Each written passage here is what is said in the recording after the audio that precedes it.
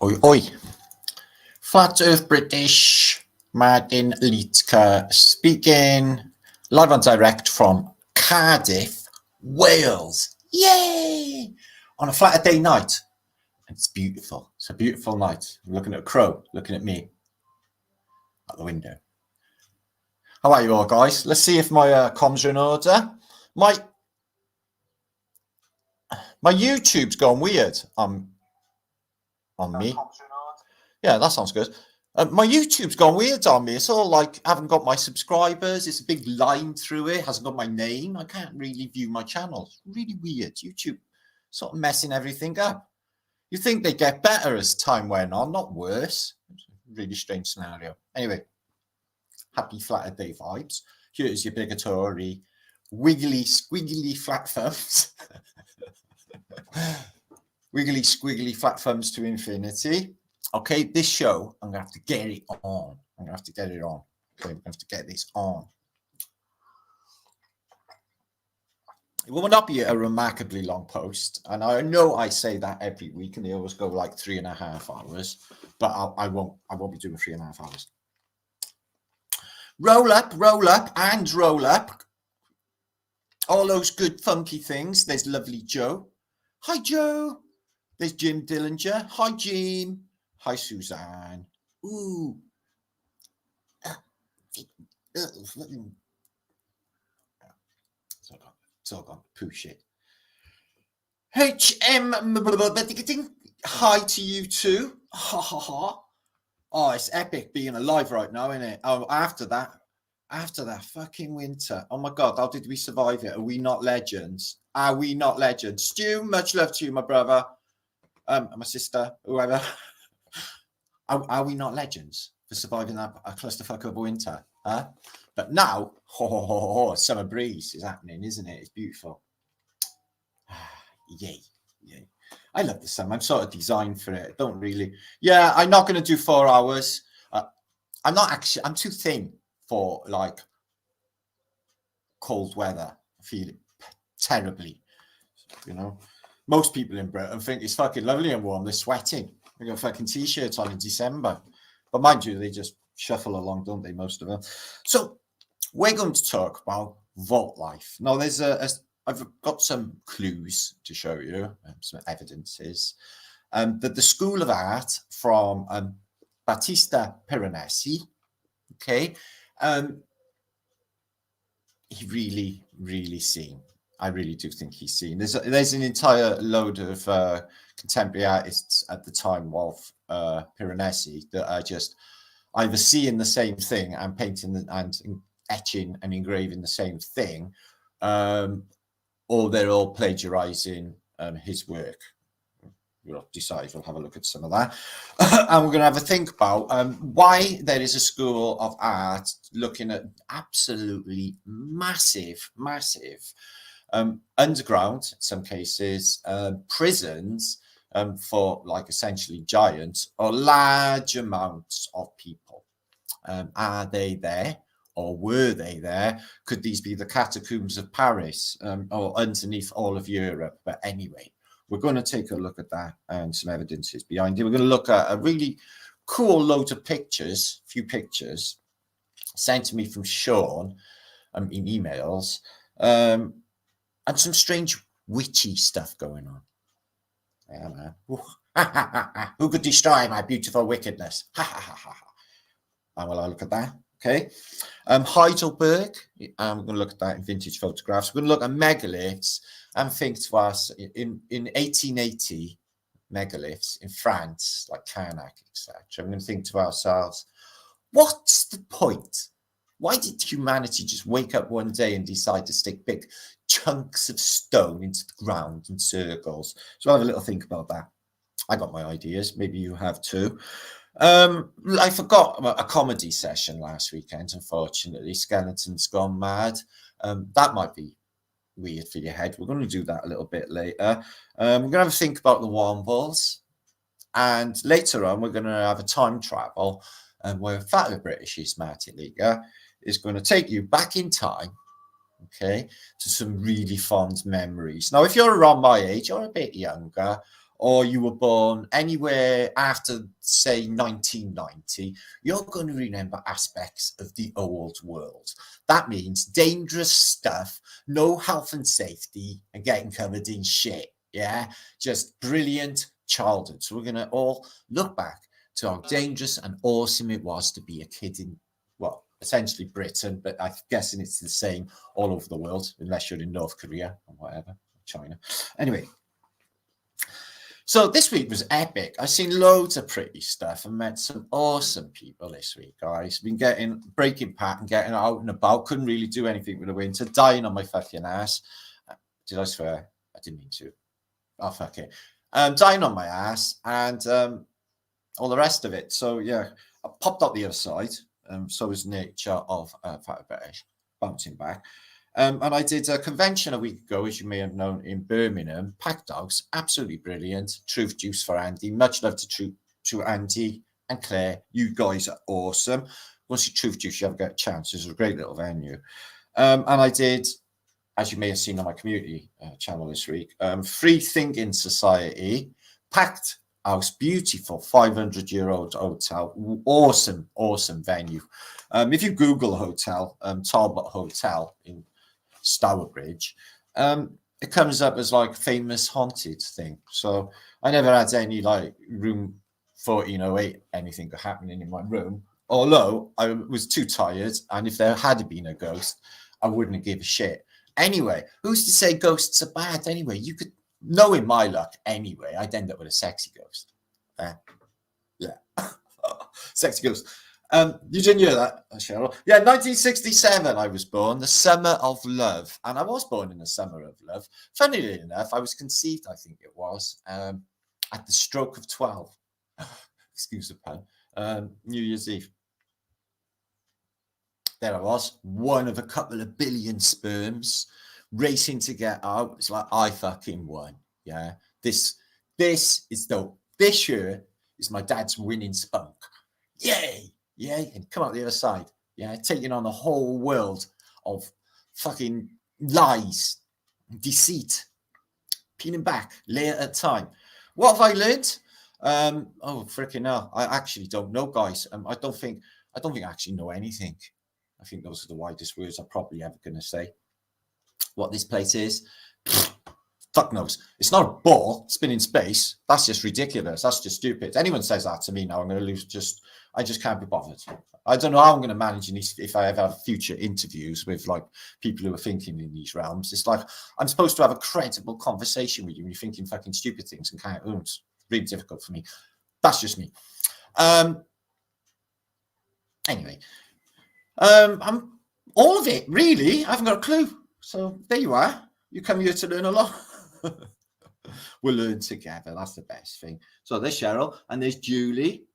Haircut looks good to me. Yeah. Well, what happened was I got sick of it, like in my eyes, and so I just basically took a pair of scissors to myself foolishly, and like had a really bad hair accident. So I went to a Turkish barbers and said, can you just like magic this right with Turkish magic, because he needs it, and that's the best they could come out with. So, you know, what are you going to do? You know, I'm just going to should have grown there. Where's the curve? Curvy worthy. The only curves I know of is on them ones. It's the only ones I'm actually interested in. Anyway, Cycle Dave. We are not on a ball in space, but in a space of a ball. Ooh, that's too much for my brain. You just broke me. Oh no, not before the show. So yeah, there's lots happening on the Flat Day scene, tonight. Yeah. So I'm going to grab your attention for a little while. Okay, take you on a crazy ride. Probably another 1,000 images or so, okay, along this groovy love train that we are riding upon. Okay, you into that? Yeah, well, yeah. Loads going on. We've got a festival coming up. David Weiss is coming over from America. Can't wait to meet up David. And loads of groovy people. So that's going to be something. So we'll have a look at that. Oh, thanks, Marianne. You have my long hair. Oh, fucking hell. So, and I cut my hair. I come home. I goes into my comments, and somebody said in my comments, don't cut your hair in big letters. And I'm like, bit late now. Should have read that earlier. So I was looking for a sign. It was like, send me a sign, God, that am I supposed to have it cut or not have it cut? And I turned around and there was a barber's thing turning around. So I thought, oh, well, there you are. I've got to have it cut then, haven't I? I can't really get it wrong. I actually watched 3 hours last night of Noah, but it was a TV film with John Voight, you know, the gay one. John Voight, Midnight Cowboy. I don't know why I'm laughing at that. It's a really bad film. Good film, but something bad happens to me. Anyway, cut a long story short, they sort of jumbled up biblical stories with Job, but they did show like Sodom and Gomorrah getting like double fucked, but the whole of humanity was getting down and naughty. Yeah, they're getting down and dirty, actually. And they were all getting drunk and all of those things that basically false eyelashes, lots of that going on. A lot of that stuff that they do in the modern day is really curious how. Anyway, so it turns out, right, that God in this film is a fucking proper psychopath. I mean, he says to Noah, he says, actually, there was a few, the reality is if you've got a boat, you're going to survive. They didn't say like, oh, he's only got the only boat in the fucking world, the Ark. You know, everyone's got a boat. Or everyone did back then. So anyway, cut a long story short, God says to him, yeah, I'm not feeling these human beings. So what I'm going to do, I'm going to fucking kill you lot too on the boat and sink you down a giant abyss in a wormhole or a whirlpool. So Noah's like, oh, fuck me. That's not good. Can you go away and have a little think about that, God? God goes like, yeah, I'll be back. Whatever. And he fucks off on Godcation, like God vacation. So it comes to Wales, basically. Takes a few months off while Noah's like, God. God's not answering. So they all go and like completely depraved. Noah's 3 sons, they just go off on a sex binge with, Esther and the other 2 sisters. That got just really depraved really quick. It was like a nuclear bunker. It was like the Hitler bunker. So that got out of control really quick. So, Noah got on the drugs. Got on the hard stuff.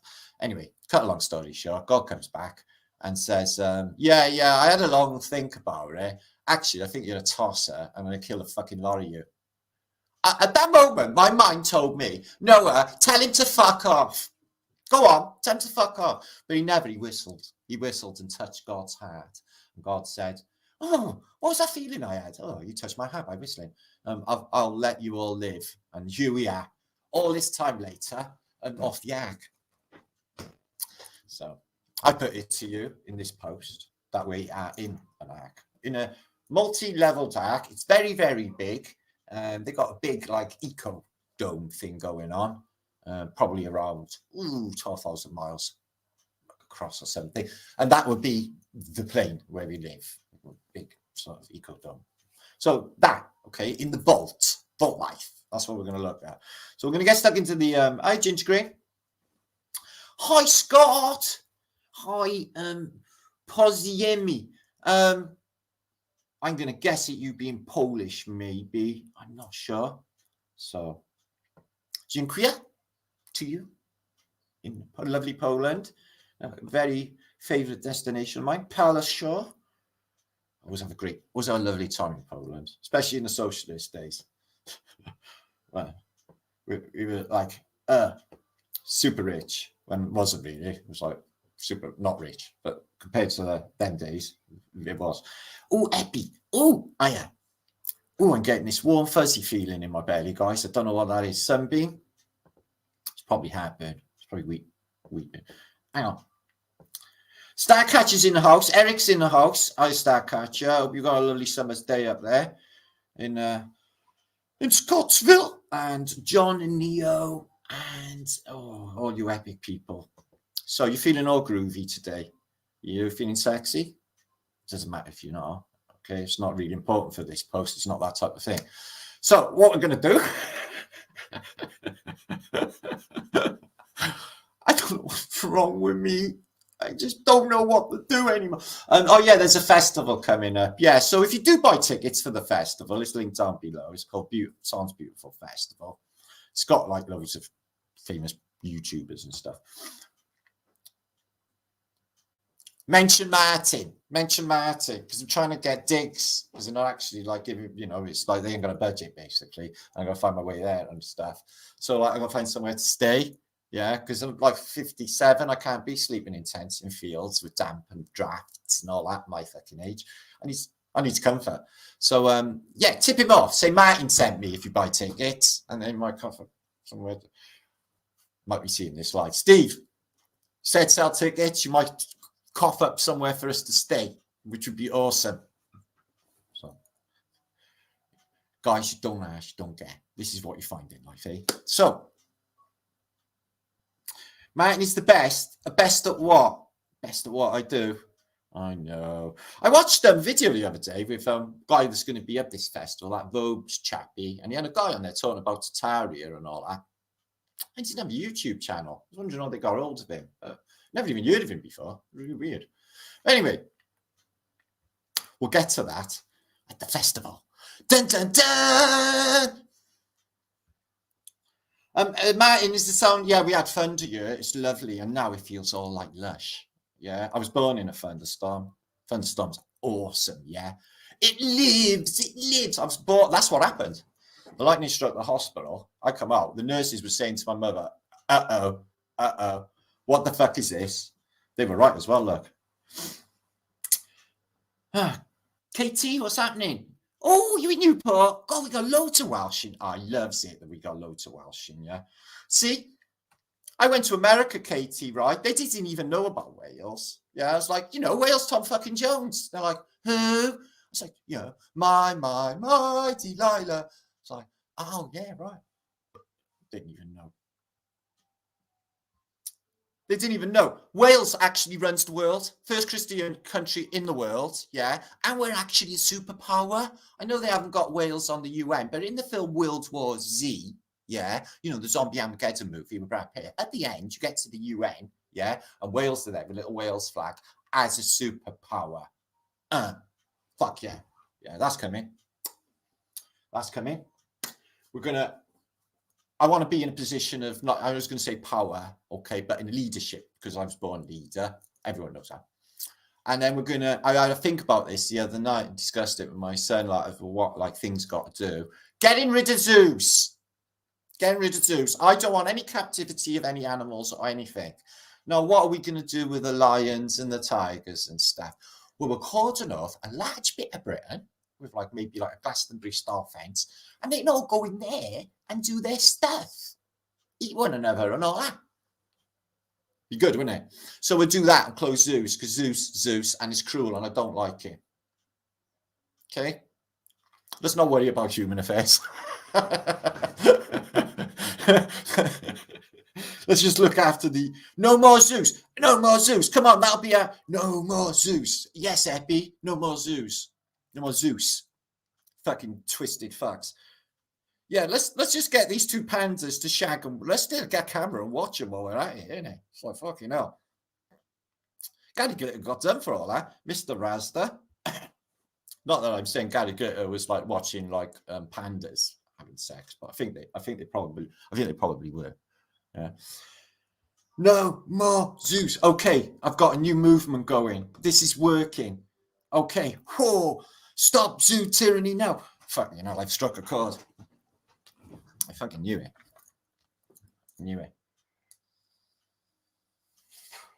Yeah, we'll worry about all the other social issues like homelessness and hunger and all that later. Let's just sort out the critters. They done fuck all here and they're not guilty of nothing. Everyone else has been towing the line and doing the man's bidding, so they have actually got some of, you know, the dirt stuck to them, so they're going to have to pay the camera price. Yeah. So that is them. That's their business. I'm not interfering. Let them have it. Okay? Because I'm doing this thing over here with my lovely people. Okay, winter should be harsh for tropical cats to survive. I went to see the white lions in Bristol Zoo. There was a weird thing happening. Now, don't say I'm the Antichrist when I tell you this, because it's not true. Okay? But this happened is I went to school trip in Bristol Zoo. It's Melle. She knows this is true because I told her this story. And with my little gang of skinhead mates, yeah, the boot boys. There's my boot boys tattoo there, yeah. So through Bristol Zoo, innit? And they basically, all the monkeys that are on the Monkey Islands in Bristol Zoo went fucking nuts, yeah. And then the capybaras started acting up, and then the lions, the white tigers, and everything else started growling. And then my mate Todder was standing there, looking really upset, like he's going to burst out crying, said, "Is you mad? They're all going nutty with you."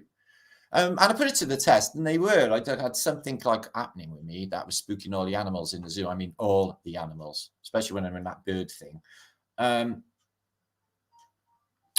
So I got like spooked. I thought, oh, fucking hell, have I got one of those things stuck to me? Yeah, but I haven't. So maybe I did then. I don't know. Anyway, so let's get back into the juice because the time is of an elephant year today, okay? Are women female elephants? I don't know. Just the back of our guitar, isn't it? I know, right? Yeah, you know? What a world we live in. Oh my God, thank you, Marcel. Oh, I didn't see that. Oh, nice, Marcel. Merci beaucoup. I say that. I know you're not in France, but it sounds like you might be with a name like Marcel. Piranesi, yeah, we're going to go a little bit deeper with Piranesi, Shiva Shampooage. Okay, we're going to dig deep. We're going to look at some stuff maybe you haven't seen concerning Piranesi and some ideas surrounding it. Okay, let's get stuck in because I start sharing because there's all stuff happening all over the internet tonight and you'll be fucking off. Okay. Tonka. What's that? Tonka. Tonka toys. Well, they advertised an elephant standing on a Tonka toy and they said it was unbreakable. And I literally said to my mother, like, yeah, right. Put that in the fucking test. So she bought me that exact dumper. It was a dumper truck. It was about that big. I broke it. I broke it in a day. I was really good at breaking shit. That's one thing. That's one of my natural talents, actually. If I've got my heart set on something, that fucker's going down. And that includes Tonka toys. Okay. Oh, hark, the sound of rain. Lovely. Okay, we're starting here. Now, if you're not aware of Piranesi, oh, excuse me, what the fuck is all of that caper? Oh. Okay, if you are not aware of Piranesi, a little bit of background. 18th century, late 18th century artist. He done etchings and he done engravings and he done paintings. But also the British artist. Okay, can you see me there? Good. Joseph Turner. Okay, I'll show you some of his paintings shortly. He did a school of art of apocalyptic landscape. And what it looks like is the classical world or the advanced world is all mud flooded, completely ruined. And then there's all of these waifs and strays just eking an existence, a bit like Mad Max, Barter Town, that sort of environment. So what's happened here? And Thomas Gertin, a watercolor from 1863, so that's like Pre-Raphaelite era. So they are all identical. They're not all like standing in the same place, taking an image of the same perspective, because there's two people there, one there, as you can see. But what they are of, these prisons, is like Piranesi's prisons, is large underground, some of them, vault systems. So if you have been following or watched Vault Life with Fallout, yeah, which is epic, by the way, I got to thinking about like, oh yeah, well, I'm a surface dweller. We're all surface dwellers, aren't we? Dwellers, D-well, come out of the well. And how many different vaults there must have been with different experiments. I think the Chinese definitely come up with a different vault from us, probably Vault 33. And all the different peoples, they all look different. I think they're often different vaults, different experiments, and they repopulate, the environment.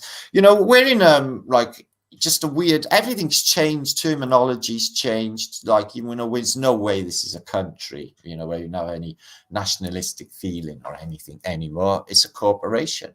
It's a business, and all of us are treated like stockholders or a holder or a not even a stockholder, a share. you know, something that can be just used, bought and sold on the market. And they don't give a shit about any one of us. And that's the truth.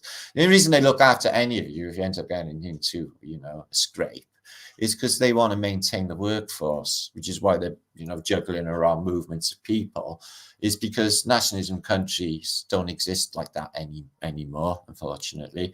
Although nationalism's bullshit, still got like a really big fondness for my country. You know, people die for this country. Like last night, we had World War I floodlights coming out of Cathay Cemetery in Cardiff. I went out at 11 to see if I could see the Northern Lights.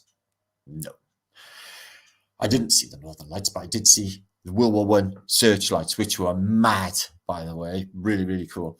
So, yeah, what we got here is an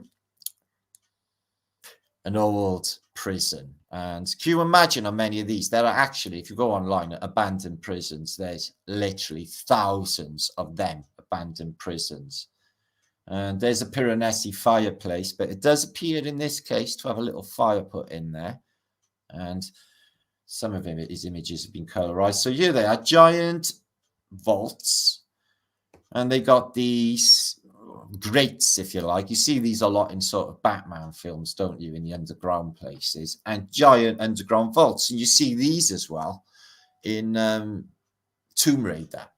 She goes deep underground, and there's all just like this classical architecture down there. It's just mental. So look at the size of this as well. You can see up there. Oh, it reminds me of the Time Machine, Elo, you know, when they eat feeding on us. So you can see these vents here. Air vents and these huge cavernous spaces. Can't really say much for humanity down there, but huge cavernous spaces that he's drawing. Why and where? And here is his impression of the classical world. This is all Piranesi's school. He draws lots of Rome, but it's all mud flooded. He shows you Constantine Arch half covered in mud compared to the modern day. He literally is the best source for that era of mud flood. Now, I haven't come across this until this week, and I've been searching Piranesi for over a decade. So I'm considering this might be AI. I don't know, but I'm thinking it might be. But it gives you an overhead shot of Piranesi's prisons, but it looks a little bit like a star photo. But like I said, guys, I haven't come across that, so I don't actually trust it. Thinking it might be AI. It looks a little bit too HD for me, my liking. Got to be careful. I notice people are putting them all over Facebook, these fucking AI images. They don't see the danger to the truth when they do it, you know, because I noticed they're like pushing it as a reality.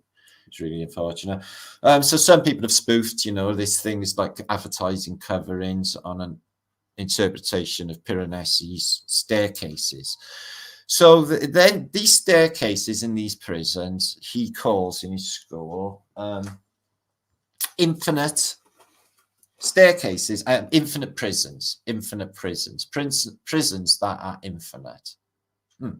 There he is, Piranesi. I read a bit about his life. He suffered with bad health, a little bit of mental illness going on. The guy had big problems, and they suppose that the psychological analysis of why he was doing a school of thinking for Piranesi's prisons is it was his mental intellectual prison, which made no fucking sense. I can see what they're saying, but I don't think that's it. I think he actually witnessed these things. I really do. Huge cavernous spaces with huge chains and cranes, all underground, and it really does have that vault-like feel about it. This is a AI generated, obviously, hive. Can you imagine if each one of these tree things, or these branches or these leaves was somewhere like the size of a city, and all of this was vaulted and all of it was under our feet? How would you even know? It could have been under there all along. Could have been under there millions of years. You know the hum? There's a sound, an audible low frequency hum. And once you hear it, it keeps me awake all night. It drives you fucking mental. I even seen online a video about it where one woman even killed herself because she just doesn't go away. I've even been opening the windows, listening outside. It's like, well, it's like in here. And it's out there. And it's there. They call it the Bristol hum. It's been heard everywhere. But it's there all the time. It's a low hum in this place. And I think it's down there. I think it's down there. I think it's these underground places. Excuse me, they are really rough, these engravings. It's hard to find HD of Piranesi's prisons, but huge spaces. And what about the labyrinth of Knossos? Yeah.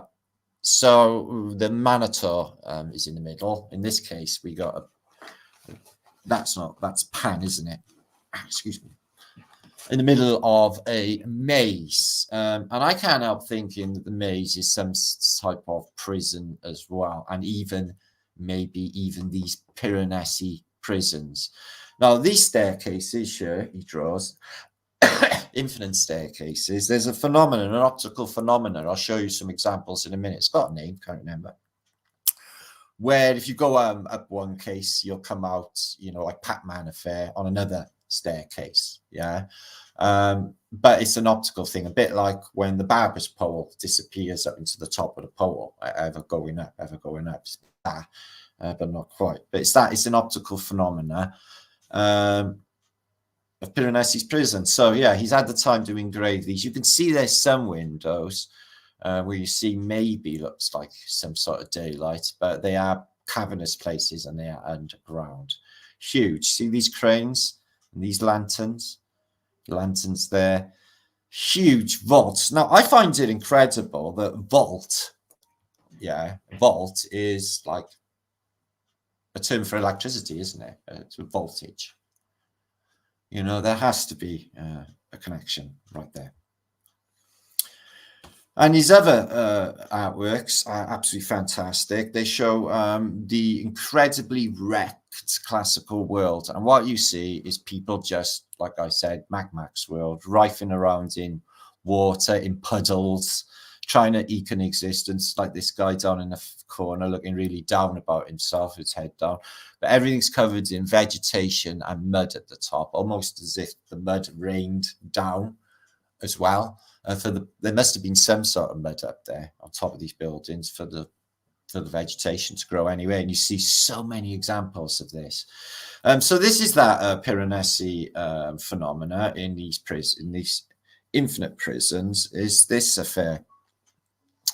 So it got me to thinking about like this, in these terms, is vault life. Okay, there's different vaults, different floors. I think that we're in Noah's Ark. Again, ark, another word for electric ark. Archangel, angels that guard the ark, guardian angels, ark guards, from a greater apocalyptic event. And there's different floors to it. I got to think about the animals 2 by 2. It's just like, that's a bit extreme, isn't it? It's like, how'd you get the fucking kangaroos to the Middle East, off of Australia? Kind of had all animals. That would be really difficult. What about the penguins? So, but then I got like, oh, yeah. So it was God magicked them over. So that's feasible. But that would make more sense if they were like, out of a test tube, or, I think there's a completely different set of vegetation and animal life than there was previous to the flood. I really do. You see all different vegetations in the Voynich manuscript, and that's a Phoenician text, guys. There's all the watery theme on it. So, yeah. Piranesi's prison, School of Thought, huge, massive masonry places, huge, quite modern looking, actually. With these vaulting bits, considering it's supposed to be,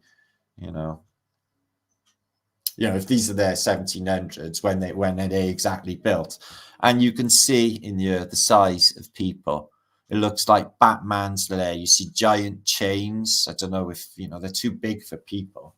Seems to be an upside down bell here, but a lot of cranes. I don't know what this pot's for, but maybe they're working on some sort of industry.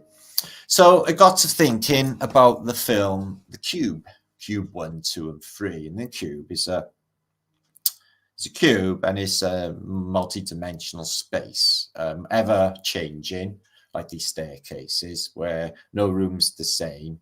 And there was billions or millions or whatever of these rooms in this infinite changing space of this cube. Which actually only ever really existed in the membrane of a pool of water. which we talked about, and coincidentally is in the film cube.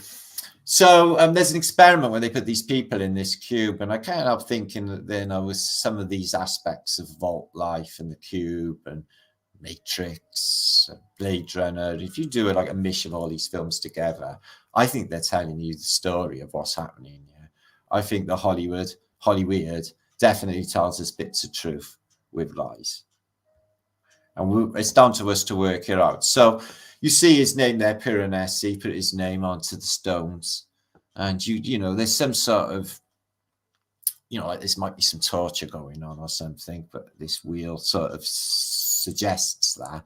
And the large chains and the big chunky bars over the windows.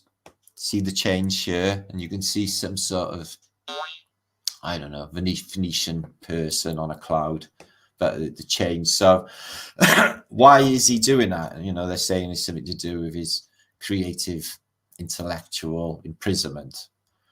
In the narrative that I read, an interpretation of somebody who'd studied Piranesi. What the fuck ever, I'm not buying that. So yeah, infinite staircases is an optical phenomenon. He put him into Piranesi's prisons, and I'm wondering why he would do that.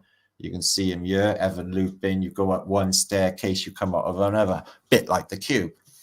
And a bit like this place as well, because there's a lot of aspects of this place that make zero fucking sense. Like, where's the moon disappear to when it goes away to be a new moon? Disappears, just not there anymore for a couple of days. You say, what about when the sun rises every day, the new sun? Is it exactly just that? Brand new sun every day? What about you? Every day you wake, you have a download of information and remember who you are and have a download. What I did this morning is I very cunningly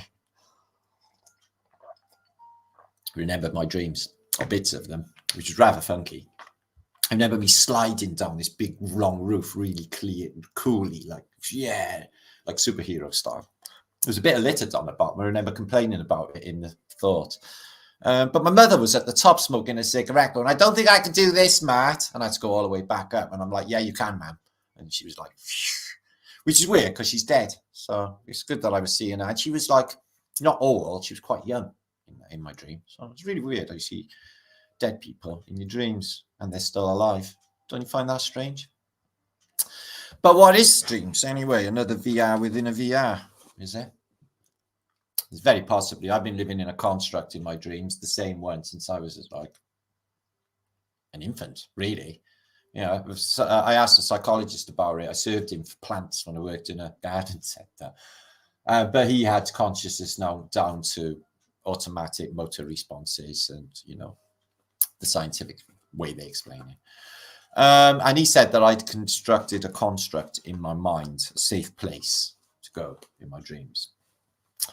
Maybe the case. I'm no specialist on it, but it really does feel like it is a place. I've literally been searching for it, guys, for years on Google, see if I recognize it. I thought at one stage it was Skegness until I actually went there and I was like, no, it ain't.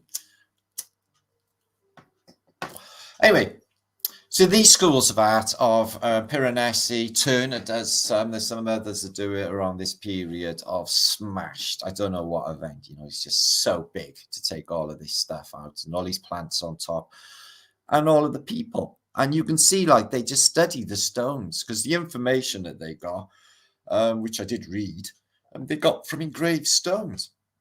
This is apparently the Parthenon in Rome, which had the concrete roof, has been there 2,000 years, covered in plants and stuff. And he's pointing over there. He said, I think we should go over by there. It looks very green. Water's still flowing. Everyone's just lazing around because, you know, the shops are all shut. And there's no Amazon delivery because there's been Armageddon, I should expect. But you see these bits all around the floor of reliefs, and this is where they get the information. I was looking at a book last night from 1610, and it was the ancient gods, and it was just the Phoenician gods. You know, they showed you Europa and Mercury, All of the usual suspects, and they're repeated in all of the different religions. I noticed. You noticed how blackened it is on this pillar? There's no pollution. So yeah, there's supposed to be a tunnel under there. I've seen in old engravings. So yeah, it's changed a little bit since the modern day. And it looks like they put the Colosseum in a completely different place. Needles or obelisks, all covered in hieroglyphic information, which I am completely convinced can be read with the Welsh language through Cymriglyphics. This isn't in Egypt. This is in Baalbek. It just gives you an idea of the size of these megalithic buildings and how did they build them, considering it's supposed to be the Bronze Age or whatever, biblical times. In the case of Baalbek, but the size of these people. Can you imagine the forces that took this down? Thousands of years of earthquakes. I was reading this morning about a comet that went over in 1600s. Can't remember the exact 1600 date offhand, but it said that the comet that went over was as big as the moon. Big as the moon. Can you imagine that? So this pyramid is interesting. There is a pyramid that's been there apparently 2,000 years in Rome.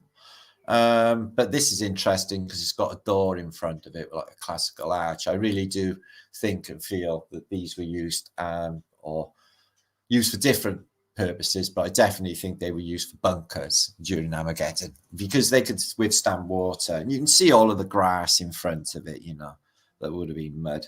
And these people, they study all of these old gods and their belief systems. And we still got a statue.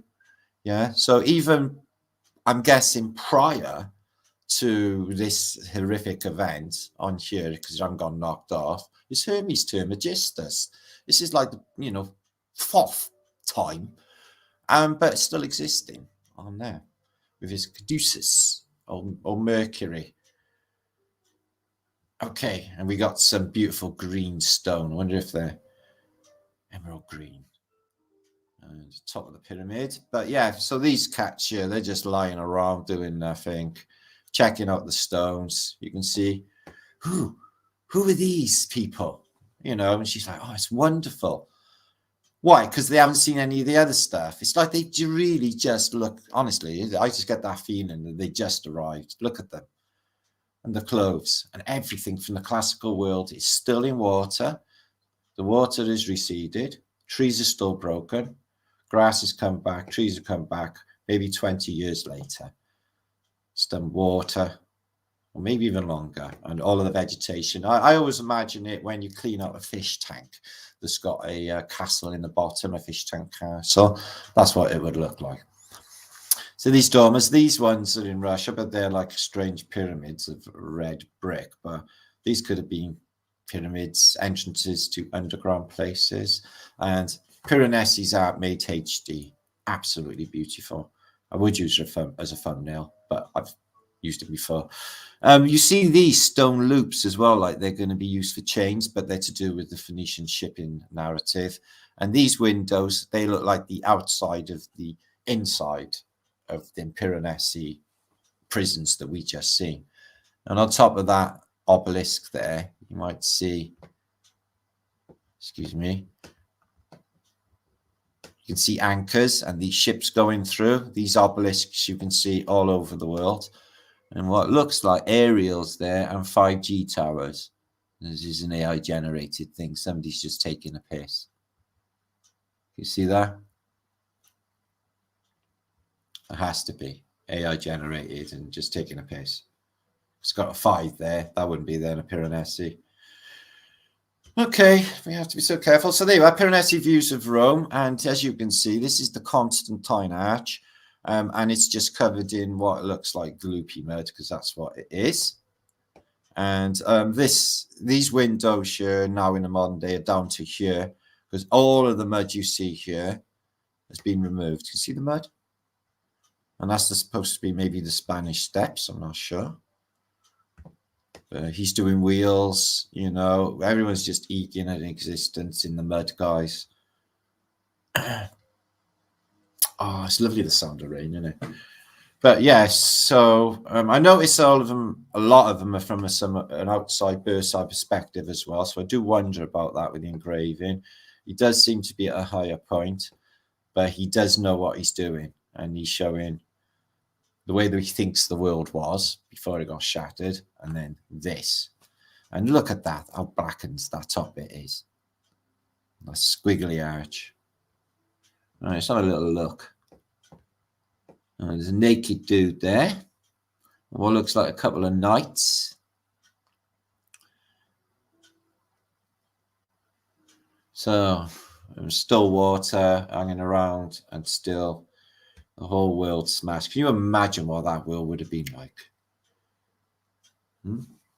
So things have been touched up a bit here. It's like maybe a later engraving. So let's move on. Oh, thanks, Barbara. Gratitude for all I do. Oh, gratitude to you. Thanks you so much. I really do appreciate that. It means a lot. Thank you. Yay. Check that out. So I think the clock tower and the bit in the back being added later. I'm really not sure, but this is a really good mud flood picture. You can just see all of the sloppy mud. Let's see here all. So yeah, I really do think that lots of people probably survived the inner flood, because I think there was an inner devastating flood. But I mean, the greater flood, I really do feel that we're in a multi-layered place, a vaulted place. And I really do feel that there's stuff above us, another vault, maybe, what they call, in literal terms, the vault of heaven. No coinky dink, eh? Look at that obelisk, all that mud. All that architecture. Oh my God. Just insane. And look at that. That looks blackened as well, but through age. Massive megalithic stones. Again, the infrastructure doesn't exist. It's covered in mud, broken stone, big stones. And that's what he shows. But I found loads of clues through Piranesi in unraveling this mystery, guys. And this was the start of one of them, is his maps. He does overhead maps, highly sophisticated maps of what are supposed to be ancient Rome. Got some maps of ancient Rome. He's pretty accurate with it. But these buildings look super futuristic, yeah. And the way this is with these bits and this big hole. That's not there in the modern day, but when you look at it from above in a minute, you're going to see that it looks exactly like the circuitry on a motherboard for your computer. And that, through Piranesi, discovered Piranesi's prisons and the possibility of underground places as big as that, which I think he's seen. And I think he's seen what he was drawing. I can't imagine him imagining the melted cities. Look at this melted city. Sodom and Gomorrah. So it's credible, that thing I was reading, considering all of the literal apocalyptic events that happened in the last few hundred years compared to the last 100 years. They seem to have slowed right up. Just don't seem to be that many. Not really, not like they used to be. But yeah, big, massive open spaces for tiny, tiny little dots of people. Does that make sense? Well, they're struggling to build because they haven't got technologies and drills and stuff, apparently, you know, chisels, copper chisels. And they get it all in horse and cat and mud. So how do they make it all happen? 3D print it, manifest it magically into being. Or maybe it all just magically happened, you know, just, I'm a creationist after all, but it could have happened in an instant. You wouldn't even know. So that's inside the Parthenon. Used to be a pagan church with all pagan gods. Then it went Christian, and now it's just a big open space for you to go in and get wet when it rains. But I think that's all for the evil demons that get exercised when you're in there to fly out of the hole. No, it's not. It's for Superman or Neo to fly out of when they're in there. Because everyone was flying around. There he is. Looks like he's doing a bit of symbology. They all do. It looks like he's got an important medal there. Given to him. So I would say he was one of theirs. Just looking at that picture. But aren't they all? And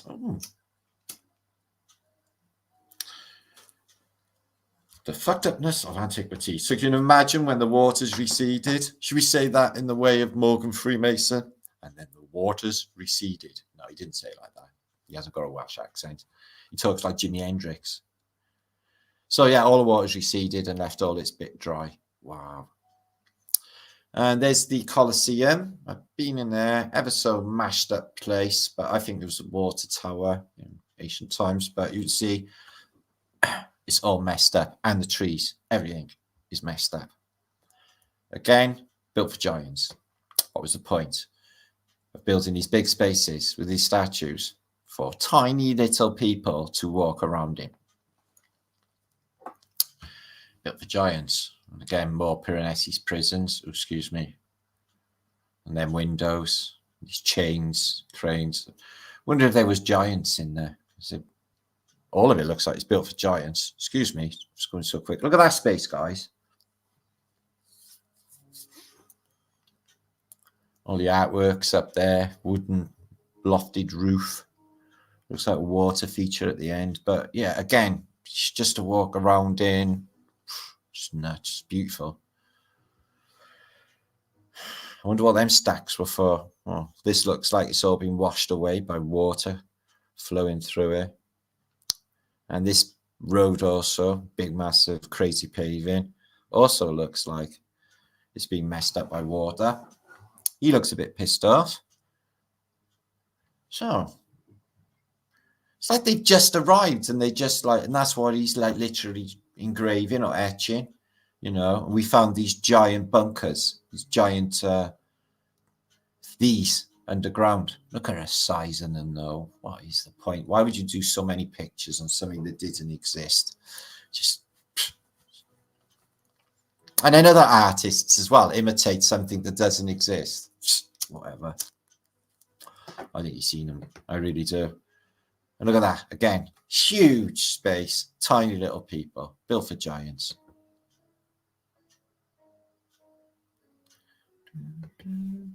Whoa, look at this. This is a bit more juicy. See this thing here? I think that represents Polaris. And I think this mountainous thing you see all over, you know, Roman, Phoenician world.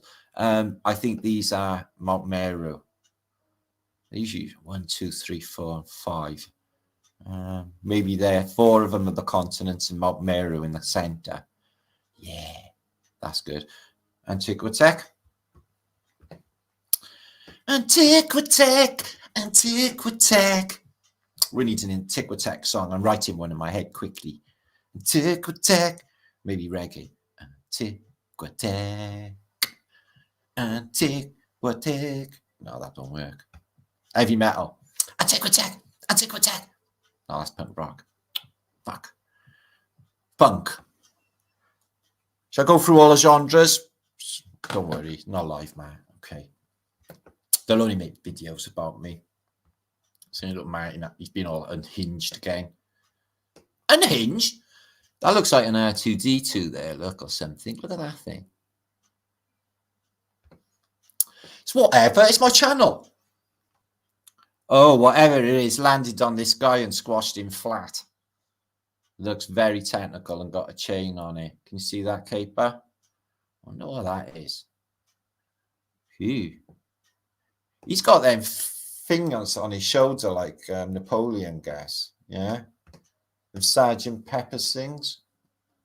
And breasts, loads of breasts. Well, there's 3 breasts there. Okay. Busts. Busts. That's what they're called. Busts, not breasts. Oh, I don't want to be historically inept. So, yeah, let's just have a look a little bit more at Piranesi, and we're going to go through some other stuff quickly because time is an elephant today. So, can you imagine, right, underneath us, like we showed in different pictures, civilization built on civilization, and that is what you see here. The first classical world, the second classical world, the third classical world, and then a vault over the top, and on top of that another world, and then maybe half a mile above that the surface dwellers, us. And it's really not, it might not be for some of us, a favourable choice. Have you been on the surface? Yeah, what's it like? Well, it is very beautiful, but there's a lot of dangers. Like what? The hood. All right. What's that then? Don't worry. So yeah, but there is. It's like there are real dangers on the surface. There's wars and fucking all sorts. And our greatest enemy, them again. But that's always been the case. We don't even need in this day and age, we don't even need external foreign powers threatening us or anything like that, because we don't watch television. But what we do all know is that we are all being terrorized by our corporate sponsors. And gaslit all the time. So, yeah, these many-breasted women, some say it is Sophia. And some people have supposed, well, myself, that they're roe, fish roe, like fish eggs, because they're fishy. They've got fishy rotations. So it turns up, get the old ladderline going. Let's check this thing out. So it's a bit of a pyramid thing going on, but it definitely looks like it's seen better days. So they're all ruined, covered in plants. So well, go on, Hippie Shake. Thank you for doing that. Yeah, I got a couple of channels still left. Yes. So look how much of these pillars have been buried. I'd say that was halfway up. Yeah. Because you know how long these things usually are. All of it in the mud. Mud, mud, glorious mud. In the summertime, when the weather is fine, you got mud on your mind. You have got mud on your mind. Got muddy time. Muddy time. Okay, we've got another ladderline because they just found this shit. The old ladderline, everything's in thick, gloopy Nutella. They had a Nutella factory leak and drowned the world in sticky, gloopy molasses Nutella. Okay, that looks like it's got a lot of mud too. But the size on these statues, what is the point? And how come they always suck as well, like all these gods? They seem to be really vain and stuff. Look at the size of these prisons. Can you just check out the size of the people on the staircase there? Just amazing big spaces underground. You see some light coming through. Maybe, maybe not. Maybe. But yeah, these are underground. Piranesi's prison spaces. Infinite prison spaces. And aqueducts, but they're all messed up and covered in green because they've been in the bottom of a I don't know, maybe a mile of sea or something. Who even knows? We should find some sea creatures in the mud, though. But we do, don't we? They're in the bricks, and that's the mud. So yeah, we do. Whoa. They were buildings. The wave came through, just smashed it all. Oh, water. Yeah. Epic. Yeah. In Armageddon time. Okay. We're going to miss it for the world, guys. Look at all that mud there. Yeah, imagine being born in a time without anything exciting in happening. It's like, what time was you born in then? I was born in the sweet fuck all time. Like, oh, right. Sounds interesting. It wasn't.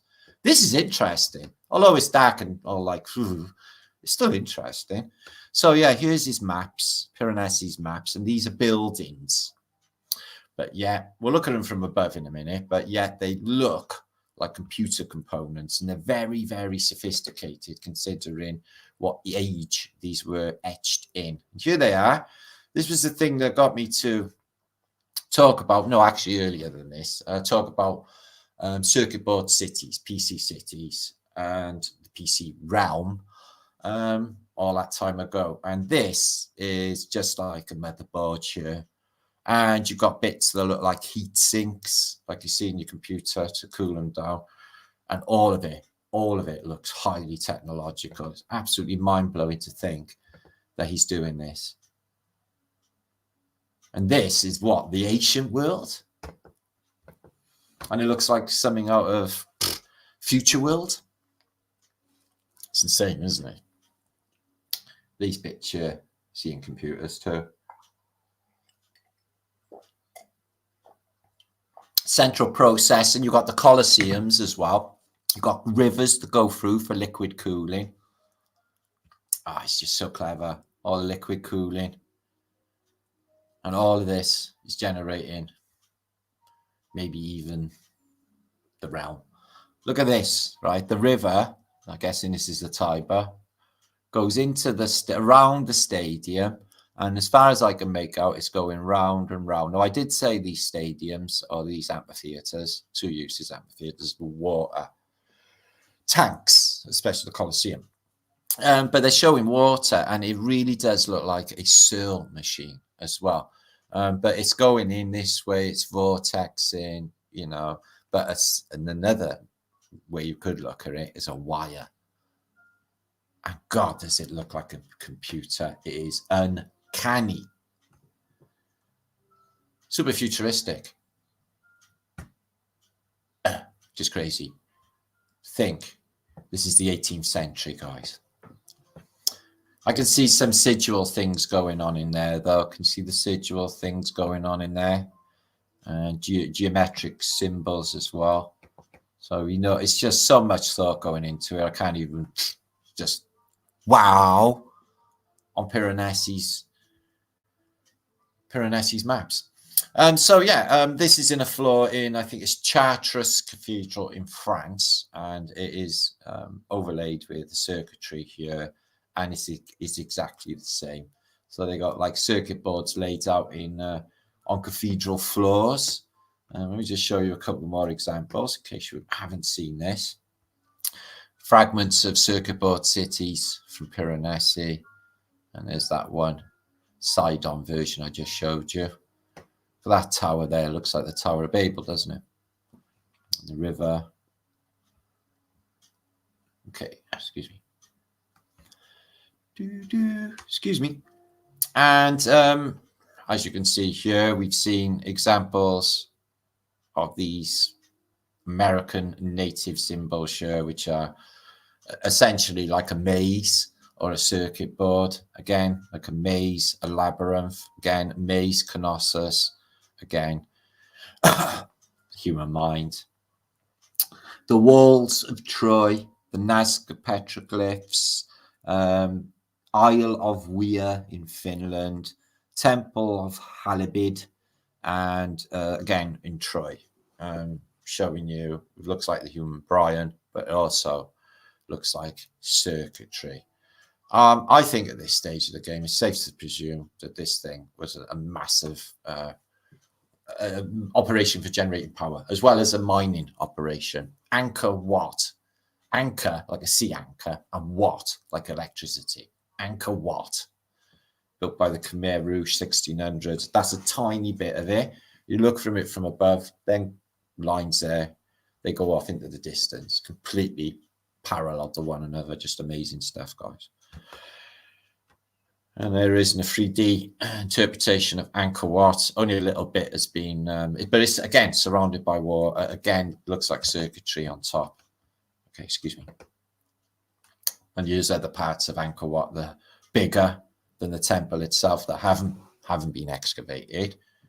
And there's maps of the entire area of Angkor Wat, and it is absolutely huge.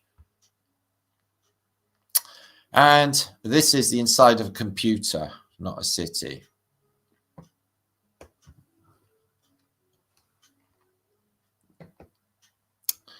It's too coincidental, and I do not believe in coincidences. The Forbidden City in Beijing, again, water all the way around, just like Starfort's central processing bay.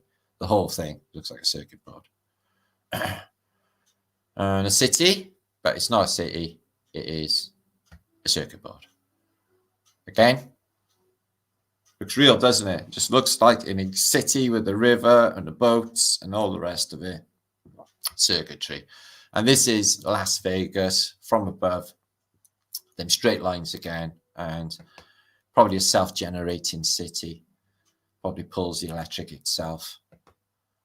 The size of it. Oh, straight lines, and all of it looking like a circuit board. It's hard to believe that's real, but that is real. Oh, the Eiffel Tower. We'll have a look at towers in images. How are we looking for time? And an hour in. That's not too bad. Look at that. Just mind-blowing, isn't it? Ancient sites. There you can see Persepolis in Iran, and it is a computer board. Exactly the same. Central processor, the whole thing there. The whole thing. That's Ancient Persepolis. And again, with Mexico as well. Computer motherboard, the Tiwanaku. Circuit boards, the world over. So what were they computing? Or what were they generating? What about underground places? What about entrances into them? Well, these things are thought to be a water technology. They go really deep, but they also got these places that go into the ground, because these are all below ground level. These things, step down for your water.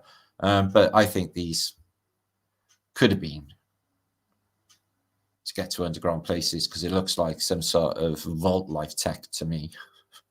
Can imagine the doors, like doors on there or something, or clicking in on these steps, cogs, in my imagination.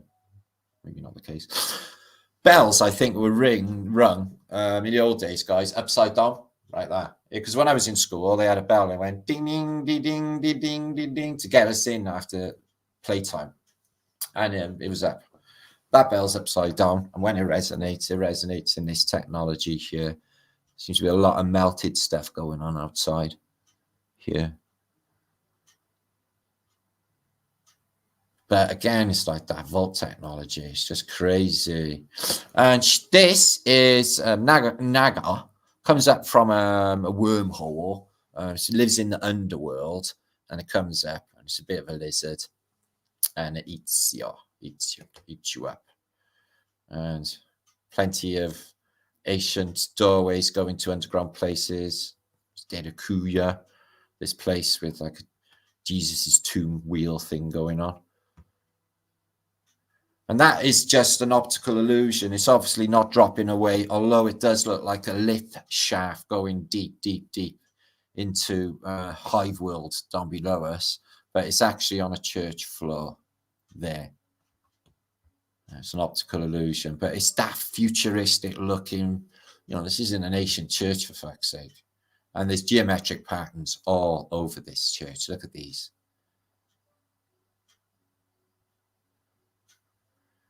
Just amazing. That is, I think, AI generated, but it gives you the idea of, some of these underground places. You've got Svalbard Seed Bank. I would love to know how they actually built that place out in the middle of nowhere, wouldn't you? So I don't know what that is. And Paradise Lost. So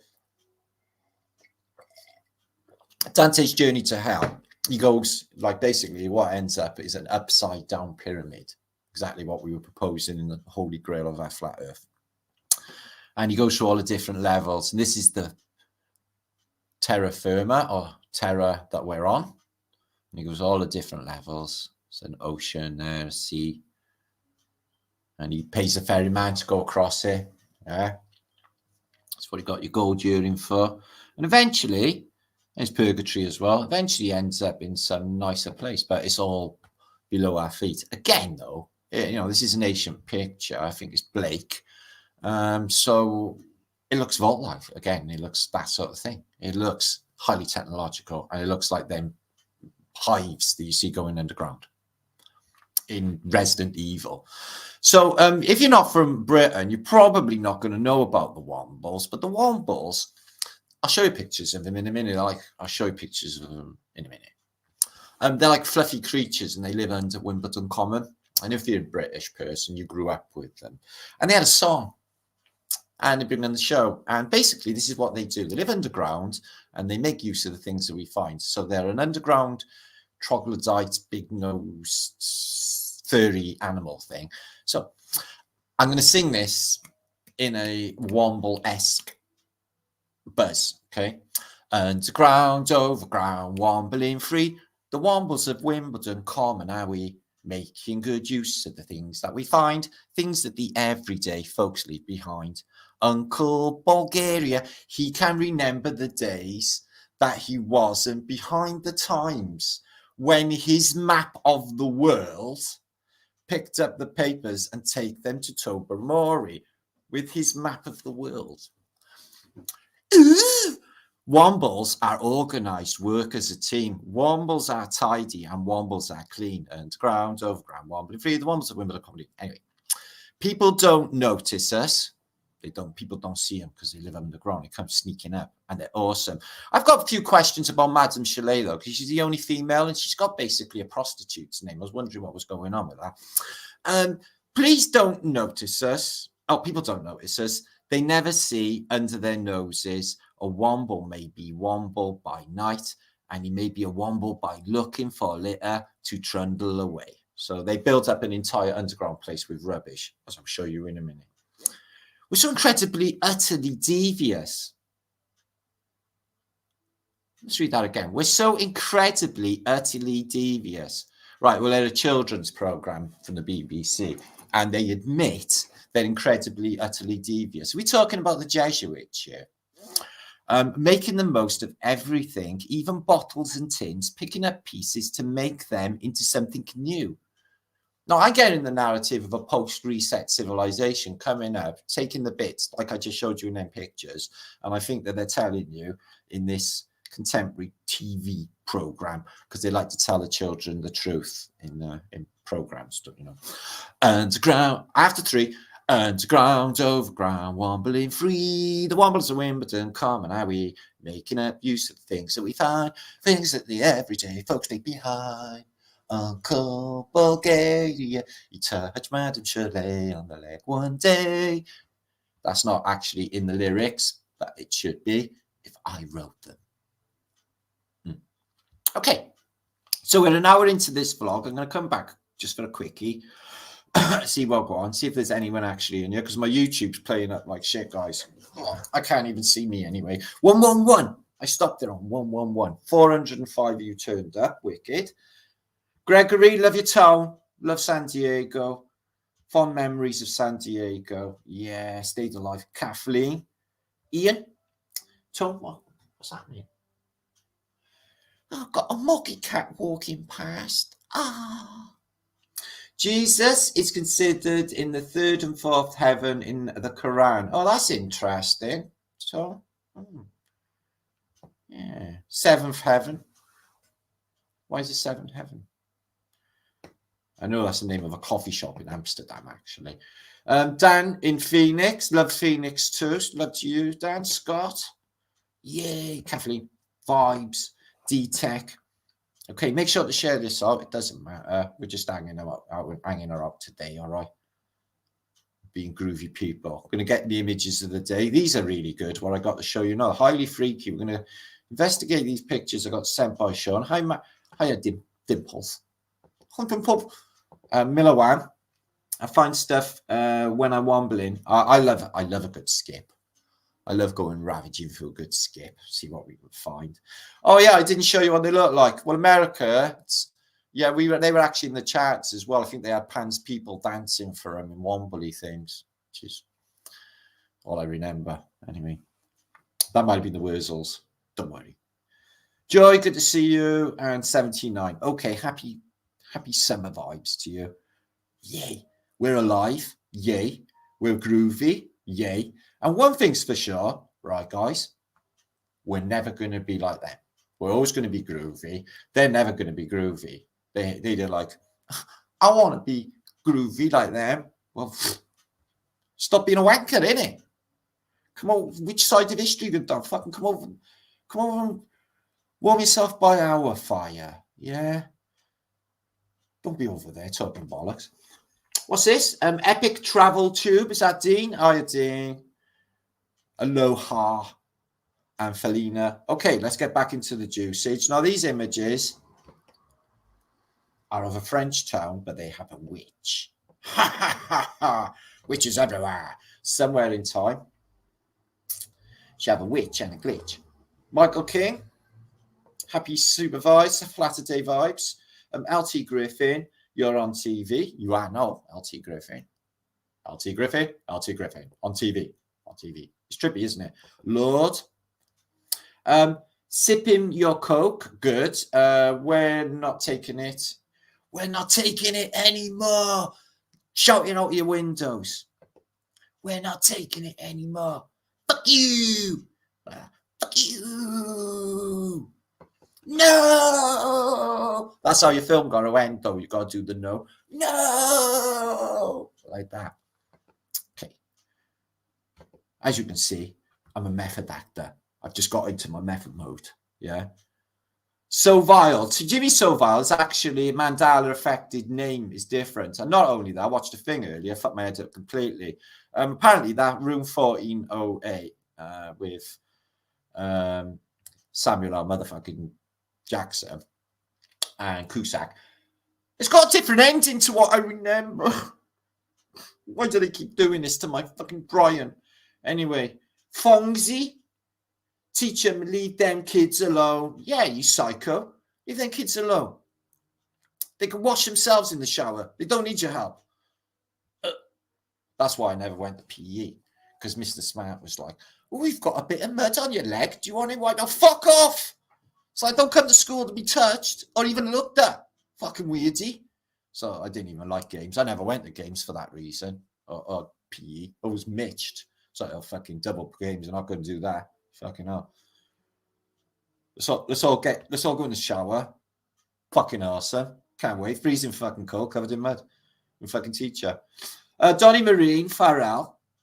Can't be right, guys. Things they put us through. School's just fucked up. They shouldn't make people do that shit. Fucking hell. What's that? Vile Jimmy, fixing froze. Well, me and my son watched the documentary the other day about Yorkshire Ripper. And they got a little gang going on. So it's Frank Bruno, Jimmy Savile, and Yorkshire Ripper apparently killed 13 women, and they all hang around together. It's really weird. And no one ever complained or said that's weird at the time. British establishment, though, is well known for being an old load of fuck ponces. It is. It's pompous and faggy. It always has been. Yeah, I'm not. I'm Welsh, so I don't give a fuck.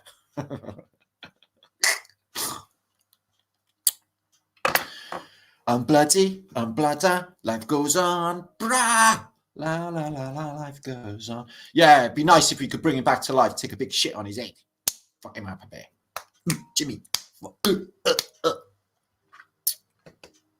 Okay, vibes. Okay, let's get back into the juice because everyone are just going to go somewhere else soon in a minute. Alan, you tell them rock on. Yeah. You tell them that. Vinny, Matt is on fire. Oh, fuck. No, it's not. It's my lamp. Just makes me look hot. Don't do that, Danny. Fucking hell. I've been on fire so many times. I can't just take it for granted that I'm not on fire. So fucking hell, not again. So these are of a French town here. Let me just refresh it. They're awesomely juicy. So what it says is, let me just make that be bigger. What it says is, Saint Omar, I'm afraid I don't know this town, okay? Dismantling of the fortifications. We can see a bit of Star 40 stuff going on in a minute. Interior view of the Watergate at the Dunkirk Gate. So I'm presuming this is the town of Dunkirk. Right, let's have a look at that amazing clock tower, shall we? And mag up on it and see what go on. Okay. Oh. Well, it's got a bell in it, and it's got a witch hanging off it. Which witch? So they've got a witch hanging off it. I've got two balls there on top of there and there. It's 4:20 in the afternoon. Vanilla skies. I seen this really big American YouTuber saying he discovered vanilla skies yesterday on YouTube. I was like, oh, fucking hell. They always do that. So, what is that, I wonder? So there's horses and they're taking some stuff away. All right, let's have a little investigation. There's not many people around. They had them all over in antiquity. These are water things for drinking out of. And that is what's called a barge. Like an onion bargee. And look at the size of this. I'm guessing you could have delivered maybe a big stone if you had a cart that big.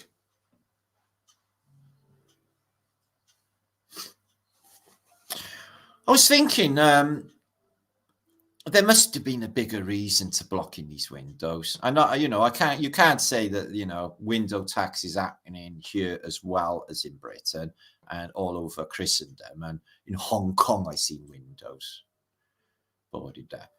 So these bricked up windows, why did they do it all over? And I'm wondering whether it was some sort of protection. Maybe there was something wrong, something you couldn't see, something wrong with the sky, something wrong with the light. Bit like Bird Box. So yeah, there's a witch hanging off it. So maybe the whole town was just like into witchcraft or something. There's loads of little towns like that all over the place. What religion are you? Oh, we're the Church of the Devil. What's that like? Oh, it has its perks. Really? Nah, well, burn in hell.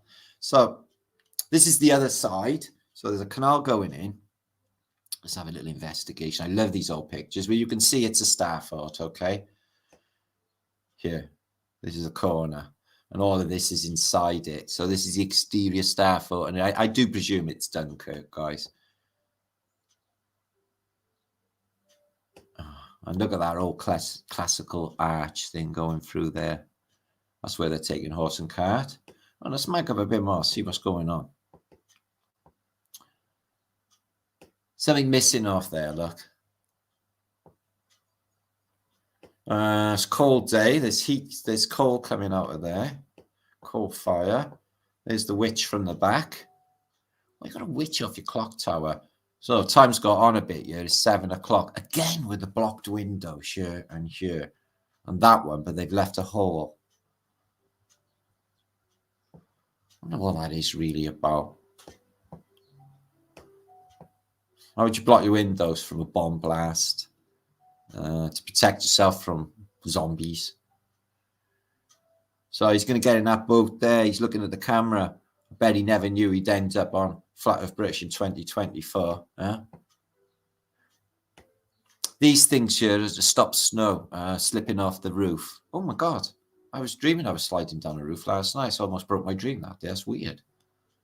And it was a roof like that.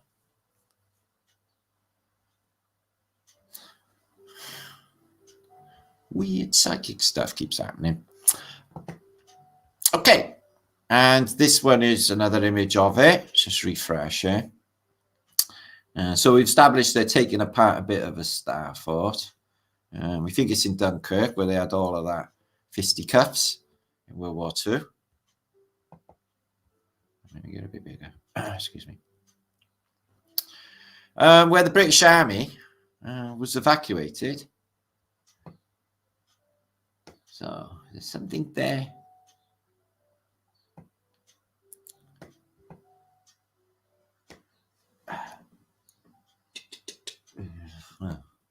Can't see what the sign says.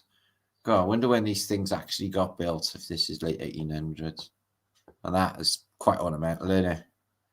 And there's that witch again. Let's have a look. He's looking at the camera. No, he's looking at that. He's looking that way.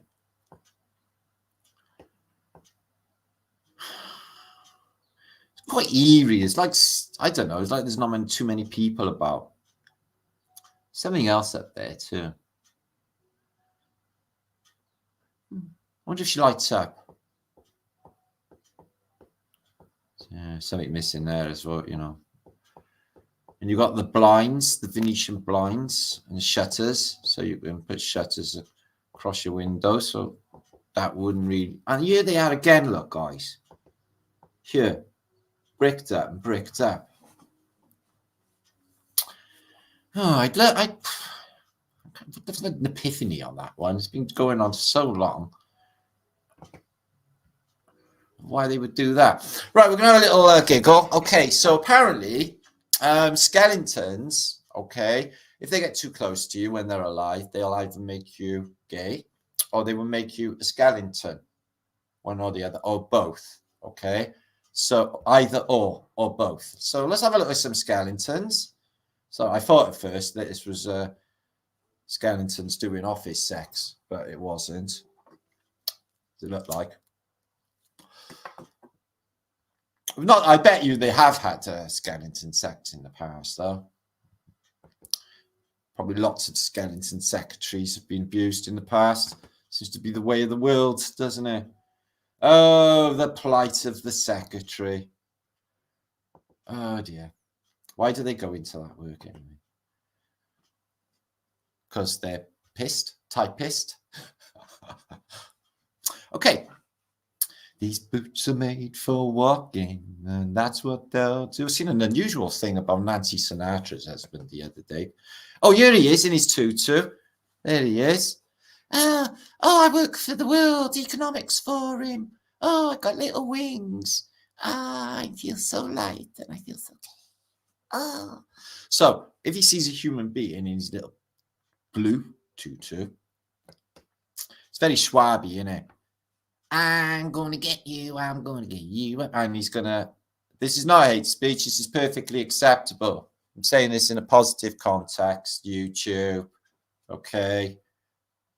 We love all that shit. You are. Oh, it's a little girl. What I'll do? Okay, let's change her into a. I'll give you a butterfly. See, should have changed her into a skeleton. Fucking ageist.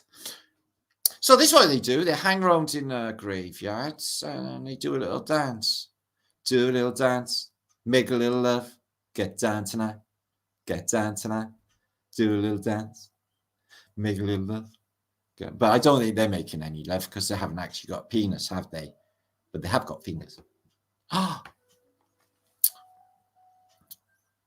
Well, it's boring being a skeleton. It's boring being dead as well, guys. So you have to entertain yourself.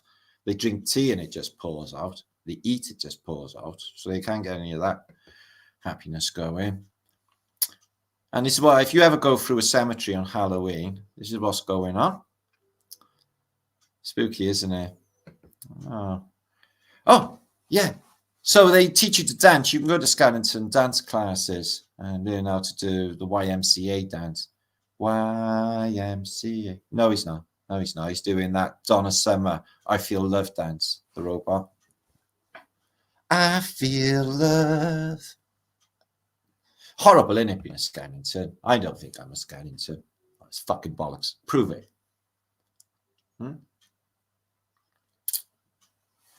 Then bones and dry bones. I can do that. I can do that dance. I'm keeping that for when I does karaoke one year. Going to sing a really good song.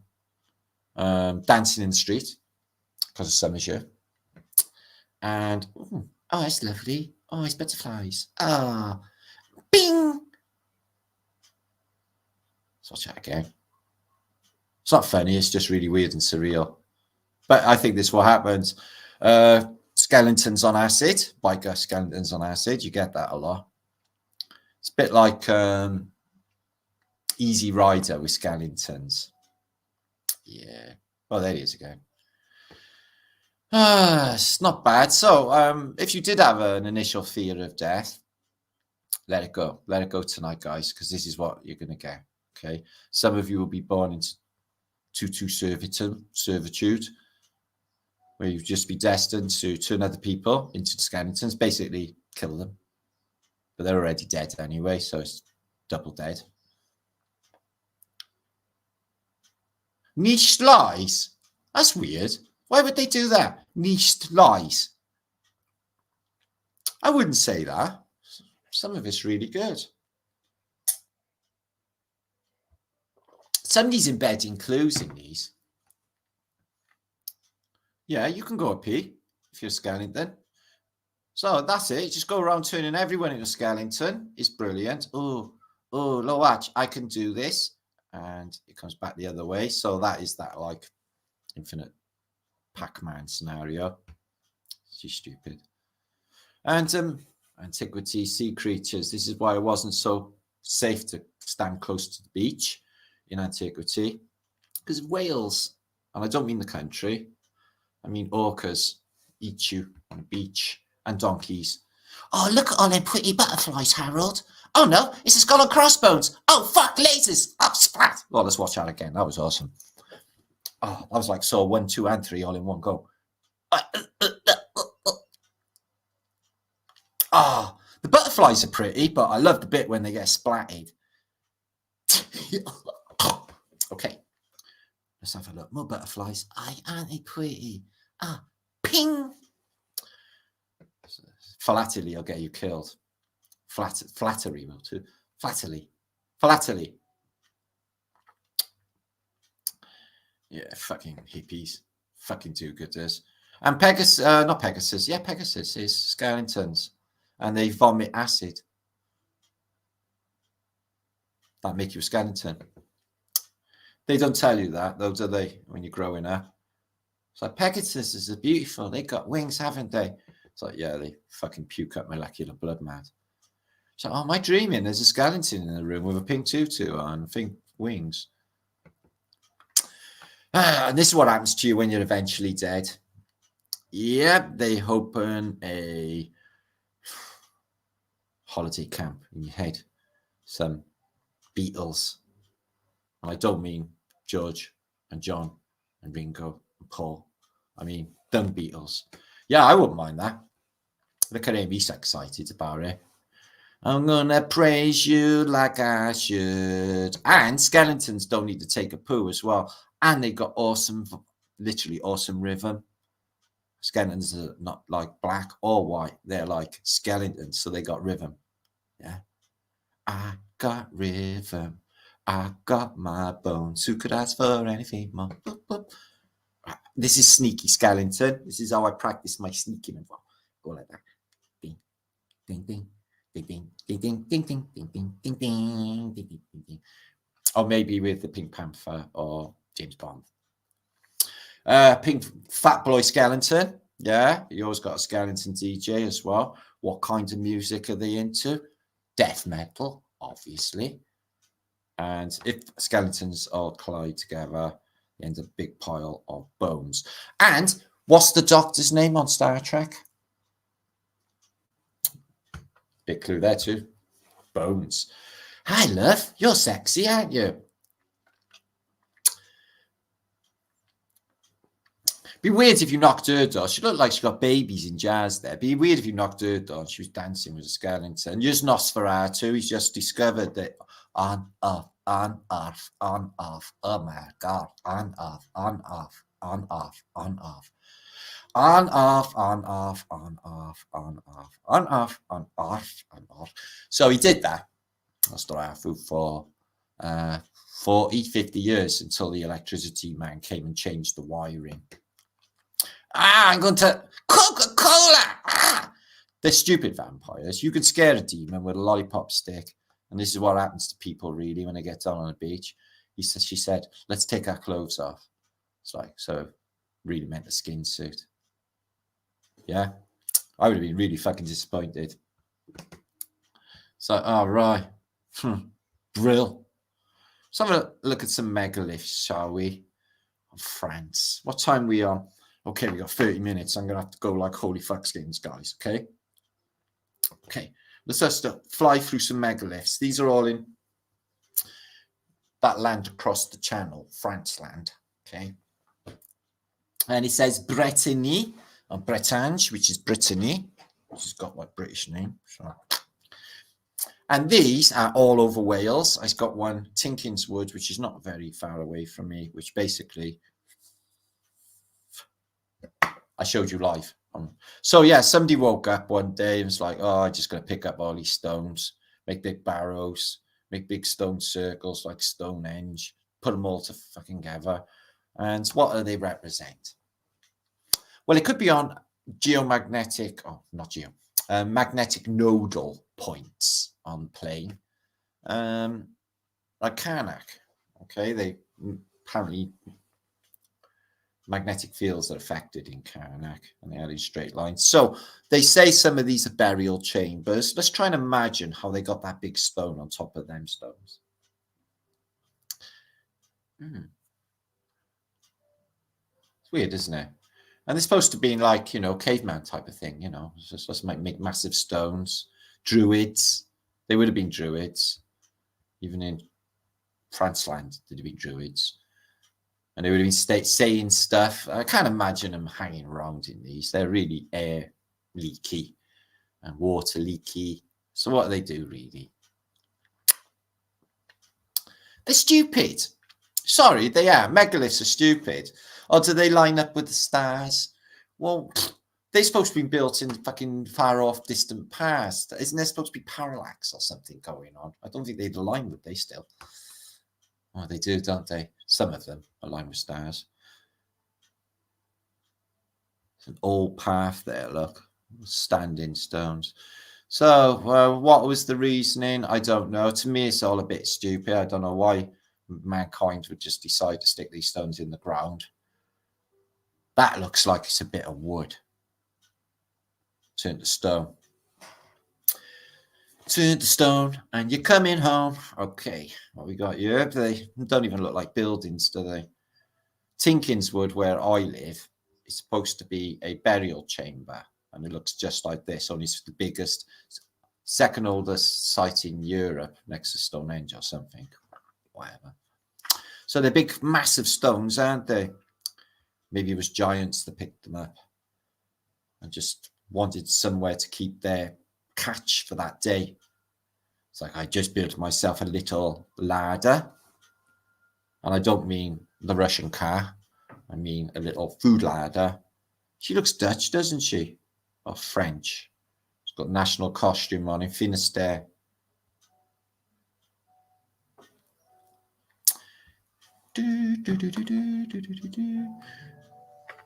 So happy Flatter Day. Oh, what's that there? Donna Marine, a member for 7 months. Much love to you. Yay, yay, yay, yay, and yay, yay, yay. Barbara, thank you as well, lovely. Tony. So yeah, I don't know what the fuck is the point of megaliths. It just does my head in to think about it. It's what the point. Can't believe people were that stupid. But you know, even if it was like Mad Max days and you know the whole world was wrecked, that wouldn't explain why you would stick these stones everywhere, standing up. I got them near to me in Cardiff Castle grounds. Went there this week. And the Gorsin stones. Some of them got bits of wood inside them. Some have got maybe magnetic properties. Some of them have got, all of them have got crystalline properties because of stone. So it could have been no technology. There's loads of reasoning of Stonehenge, but I think Stonehenge is a psyop. Anyway, we're moving on to my conclusion of what I think megaliths are. I don't know. Makes no sense. They're stupid. That's what Flat Earth British. What's your Flat Earth British say about the megaliths? You think they're stupid? Well, they are rather, aren't they? So what's the point? Right, this is a nice little German town before the RAF splattered there. I don't know why I laugh then. That's not funny. Heidelberg. Wonderful, wonderful Heidelberg. There it is, by the river. Rhine. Nice big city, nice big church. Oh, I've never been there. But I would like to visit Germany in the near future. I would.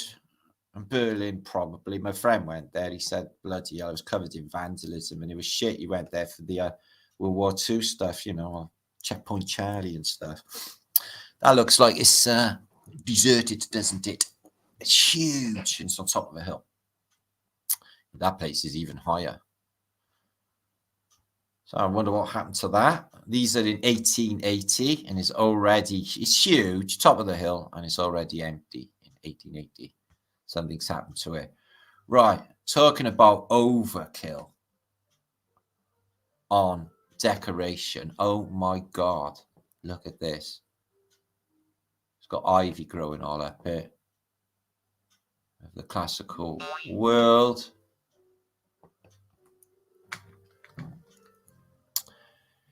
Doobie-doobie-doo. Yeah, look at that effort. God, I can't believe that. Where is it? It's just a chateau in Heidelberg. Fucking hell, that's amazing. It's covered. There's not even windows, really. They're all blocked up. Oh, it's crazy good. Oh, there's that building. It's a rounded building. Rounded towers. Had coal fire. Or some sort of fires. Completely empty. I wonder what it was.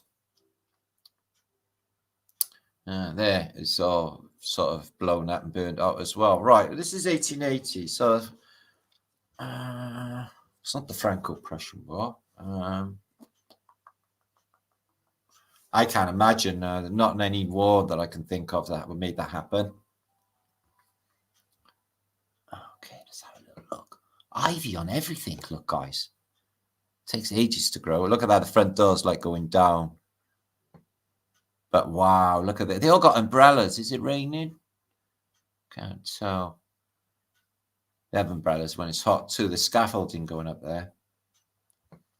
And that is all empty. You can see straight through. Done with lasers, Jim. Oh, yeah. That's that as well. Consider. Them, I feel with them marble columns and that, they must have had a technology that could just make them soft. And all of it, really. It could even be 3D printed. When I went to Czech Republic, man, I seen some sort of evidence, really. The buildings looked like they'd been 3D printed. It was incredible. They were in layers. You could just... That's incredible. Look at that, guys. So you've got to go up a ladder. I mean, 1, 2, 3, 4, 5, 6, 7. That's like 12 steps of a ladder. So that's like, well, 12 foot in the air, more. To this level there. And that goes into the door. The door is up in the air. Because they just found it. This has been founded. And all of that is empty. Look at the size of it. That's amazing.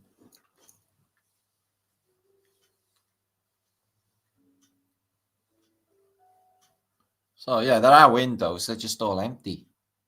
You know, it's burnt out, it's gutted. Maybe just add another anomalous fire. That's incredible that the door's all the way up in the air there. And they got like a build a gantry just to get in the front door. What's with that? That's mad. That's mad. So, yeah, it's all empty and gutted. Can't find no narrative behind it, but interesting to see. Heidelberg.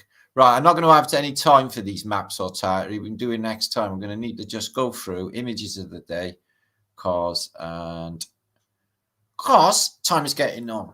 Now, I took this out of a book, and it's the designs for a fortification, as you can see there. It's not exactly a star fort, but if you can see, this is ground level. It's down, down, down, down, down, and all of this is below ground level. Below ground level. Underground. A bit like the Maggio line in France. And some of these bunko booths got amazing antiquitech, but they're joined to a building. And this is a reliquary place, I think, some sort of religious place. And you can see a king or a German, Prussian, whatever, coming out of that building. Could be Russian. No, it's German, it's Prussia. Just amazing that they got that as a door. And the size of it, again, guys. Why everything built so massive? That's a design for a star fort of that same book that I was looking through. Just the plans for it. And again, it looks very circuit boardy, doesn't it? Very circuit boardy. And these are patterns for the garden. It says the ordering of a garden, of your garden, of the garden pleasure. So like, you know, Versailles or, you know, Fontainebleau or these beautiful gardens. And they have geometric patterns for your garden, these. Absolutely beautiful. Your garden pattern is also like a somatic pattern. So it's bound to have a good feeling when you're in the grounds with that there. So we have these in Britain. I don't know if you get them in America, guys. Do you get Toby jugs? We have a fat man called Toby, and it's a jug, and you go like that. People collect them. I've seen a few Toby jugs. Some of them are worth a lot of money. Find a real one. So, 100 years ago yesterday was they were commemorating 100 years since the First World War. That defined our future. The war to end all wars, they called it. Only it wasn't. And here's the French all in line, being inspected. And they're going to go off and probably dying Verdun. Terrible thing to do to humanity, that First World War. Second World War was obviously more costly, but keeps people thinking about surviving day to day and worrying about all that instead of, you know, bigger thoughts, philosophical thoughts. Where are we? What are we? That sort of thing. So these are all underground, as you know, many, many miles of caverns and just ancient drilled out tunnels and places, all underneath our feet. And the mystery of Tibet. Now, you may be surprised to know that there's an argument about which country Mount Everest is actually in. Some of it by here is in Tibet, but the other side of Everest is in Bhutan. Okay, Bhutan has never mapped Everest, only the Tibetan side. So the other side of Everest, the Bhutan side, has never been mapped. Don't you find that fascinating in a modern day? Bhutan won't have it mapped. They didn't have television until the 1980s in Bhutan. So yeah, an elevation of over 10,000 feet, an entire plateau with just so many mysteries. Tibet, Lhasa, and one with the Dalai Lama, etc. It's really interesting. When I was a kid, I got an atlas over there from school, and it says Mongolia, autonomous region, and it was empty, and it was massive, massive. It's all changed in the modern day. You know, there's like massive millions of people in its capital, and yeah. So here's the Chinese. They are in Tibet here, as you can see. But Tibet was, in the Second World War, a British place. But after that, the Chinese came in, okay, and they took it over. And apparently Dalai Lama, you know, CIA, Dalai Lama, leaves this nice big palace and fucks off to another palace that he's got ready for him in India. Shiva Shampoo met him, didn't you, Shiva? He gave you a little thing put on your wrist and all of that, didn't he? Did he try and suck your tongue? No, you're not young enough, are you? So Dalai Lama, big thumbs down for you, boyo. And I wanted to meet you years ago as well, before I knew. Yeah, when I was a kid, I used to think like, oh, she's so wonderful, Mother Teresa. Look what she does for people. Bollocks. So this is somewhere I'd like to do. Yeah. My son's boat, yeah. Bankagy or something. And then all of these shipwrecks and just go on them with scuba gear. Just go down at the shipwrecks and just swim in and out and all that. Ooh, I'd love to do that. Would you? As long as it's not too deep, because I'm a shit swimmer. I just seen a black cat twice. Well, I just seen it twice because I looked twice. I know. That's why I've seen it twice. So, and look at this. Doesn't this cave look like it might be dug out? Because there's so many massive caves, isn't there? And they all look like they've been dug out by hand. Places for us to exist out of the way of surface worlds, which, how long will it be fucked surface world? Probably around 200-300 years till it's inhabitable. We're going to make it inhabitable by geoengineering it and make it inhabitable for us. So Carthage in North Africa suffered exactly the same storming of the Bastria and Kafir in Carthage. So they're storming somewhere and they're burning it. But you'll see the fall of Carthage in a minute. Exactly the same thing happened to them. There it is. Okay. It's all flooded. And you got all of the ships and all of that architecture we just seen in Piranesi's artwork for Carthage, which also fell just like Troy.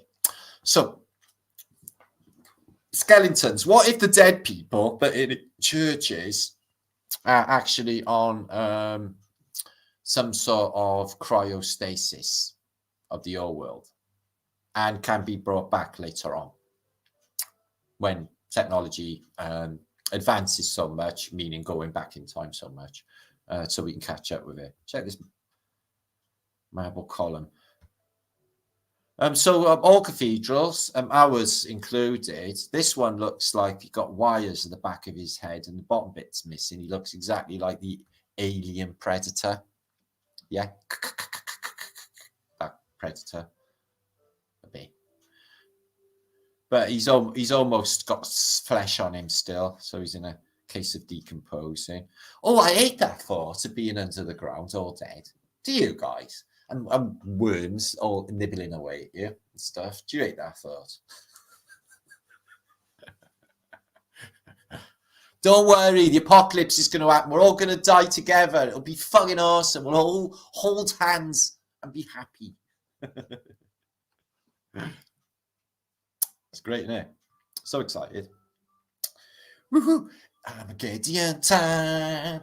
Armageddon time. So, yeah, they could be on cryostasis. Why fight the inevitable anyway? The thing is, if it's going to happen, fucking may as well enjoy it. And if it don't, well, fucking hell, nothing gained, nothing lost, isn't it? So, oh, fucking hell. Do you know that guy off the Poltergeist? I hate to mention that film because it's cursed, like Led Zeppelin. But you know the guy who played Jesus is his holy temple, the vicar? He had terminal cancer making that film. That's why he looked like this guy. Yeah? Skeletor. Although Skeletor, as I mentioned before, is awesome. This guy, he's in the state of decomposing. So basically, all them relatives you used to love and stuff, that happened to them. They basically like all decomposed, yeah, and then they ended up skeletons all eaten and stuff. Bad, isn't it? So yeah, I give these to Sean Hibbler's putting a film out in a few days. It is the 18th. In 1 week's time, on the 25th, will be the release of Old World Order. I've done a little thing in it as well, a little stint, and that's going to be out, and it's going to be the first film for like the mainstreamy fuckers to look at, because you're Joe Rogan going on about it and all that, don't you? So big doors for big people, guys, and they go, you know, this is us, the little farty things, but we were that big. Good, wasn't it? Yeah, sort it up. And what you get, like I seen in the Czech Republic, loads of them, is doors with the handles up there. Okay, like that one, with a stupid big padlock for giantage. So what's the time? Okay. So this is beautiful. I think it might be Moorish or Iranian maybe. But it's got peacocks.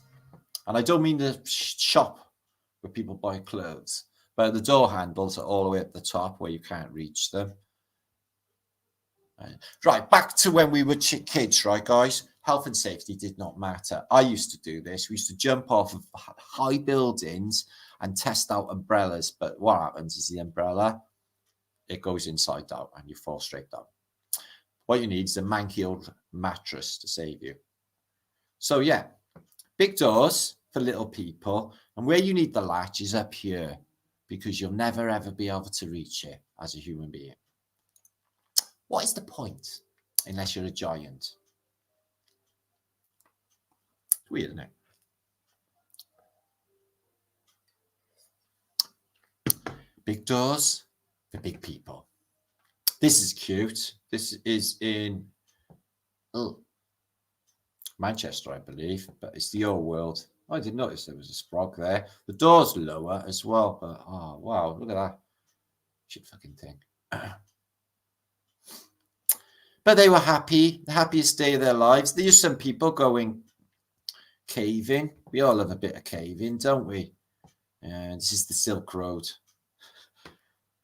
Some camels going to go up through that tunnel.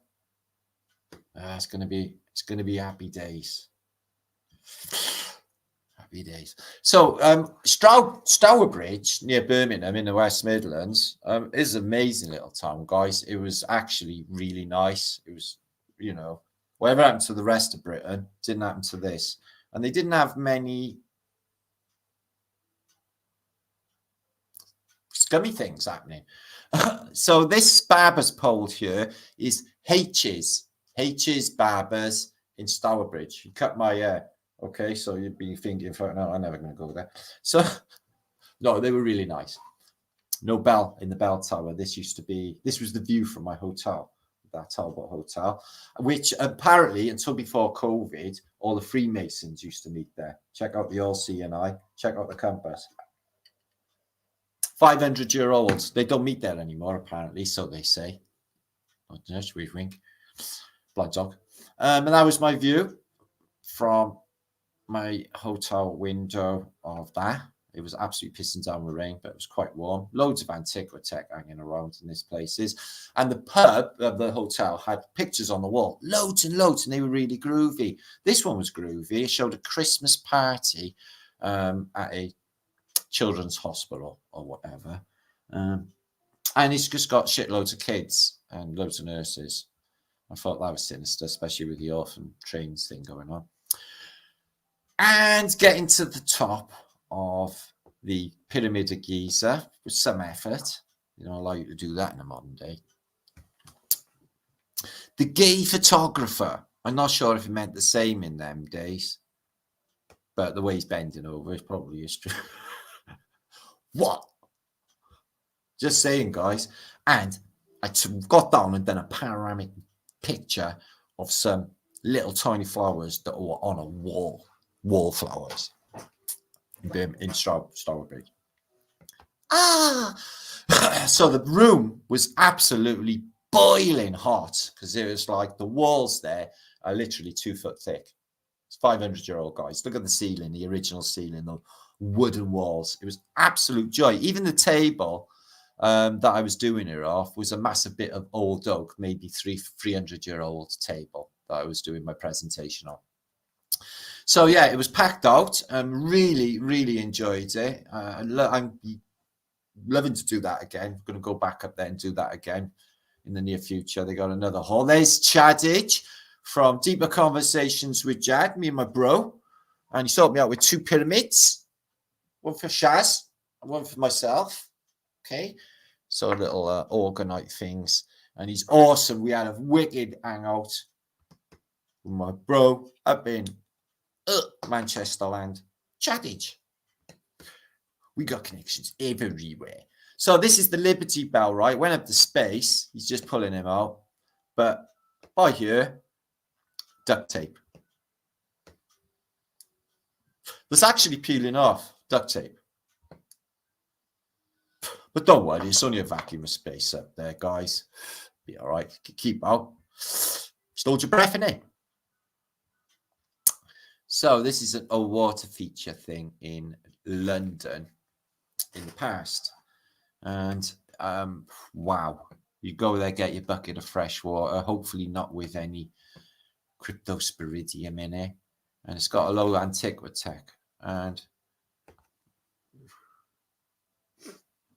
I'm not actually sure if that is a gas light up there, guys, but it's a huge light with Antiquitech on top. But can you imagine that? I wonder if it's there in the modern day. But wow, how good shit they had in the past compared to now. If you want to drink water in town now in the modern day, you've got to go into a bloody spa and buy a bottle of water. And that's just going to grow you a pair of boobs if you're a man. So I don't do that. So I had to get glass water. So Wales is mega famous. Yeah, we invented fucking everything, guys. Yeah, especially your radio. Yeah, wireless happened here first, also they say. So Marconi's had a college here in Cardiff City Centre, above what is Cardiff Central Market. So here he is, Marconi and George Kemp. In 1897, on the 11th of May, they did first radio communication, wireless communication across to Flatholm from Lavernock Point, which is like literally 2 miles by there, using this implement, yeah. And first message received was, "Are you ready? Are you ready?" And you heard it. There he is, Marconi, with his wireless equipment, a pioneer in radio and wireless technology, apparently the first transatlantic wireless communication from Ireland to St. John's in Canada. And that was the first one in the world. And he's on Lavernock Point here. And this machine, and he's put a radio signal over to Flatholm, which is Really interesting little island belonging to Cardiff, part of Cardiff. She's in the Bristol Channel. There's also Steepholm, but that's English. So let's have a look at some weird Illuminati symbology. I'm sorry you don't want to go on about this too much, but the guy who painted it, his name's Yo, and it's Tim Yo, the politician's son, yeah? So yeah, it's got Baphomet in the middle. I don't think he liked it very much. So the main emphasis is on his face and his fingers. It's like the guy's like just... good job they don't chop people's heads off in the modern fucking day. That's all I can say. So... Tavistock's finest right here. Whoa, what a fucking dodgy bunch these fucking are. Jesus H. Excuse my language, but bad language was invented for these occasions. So, do they know it's Christmas time at all? Fuck off. So, I noticed the red wedding dress looks like blood flowing from them. Because that gives you the blood flowing thing from from Paula Yates. So Paula Yates goes out with this smelly Irishman. She says he's crap in bed. Yeah. Then she goes off with Michael Hutchins from In Excess. Yeah. Who's about 500 times better looking than him and who is good in bed. But apparently he strangles himself masturbating on opium. Don't shag on opium. That makes no sense. And she died too of similar circumstances. A father, Huey Green, opportunity knocks Huey Green, would have been really disappointed.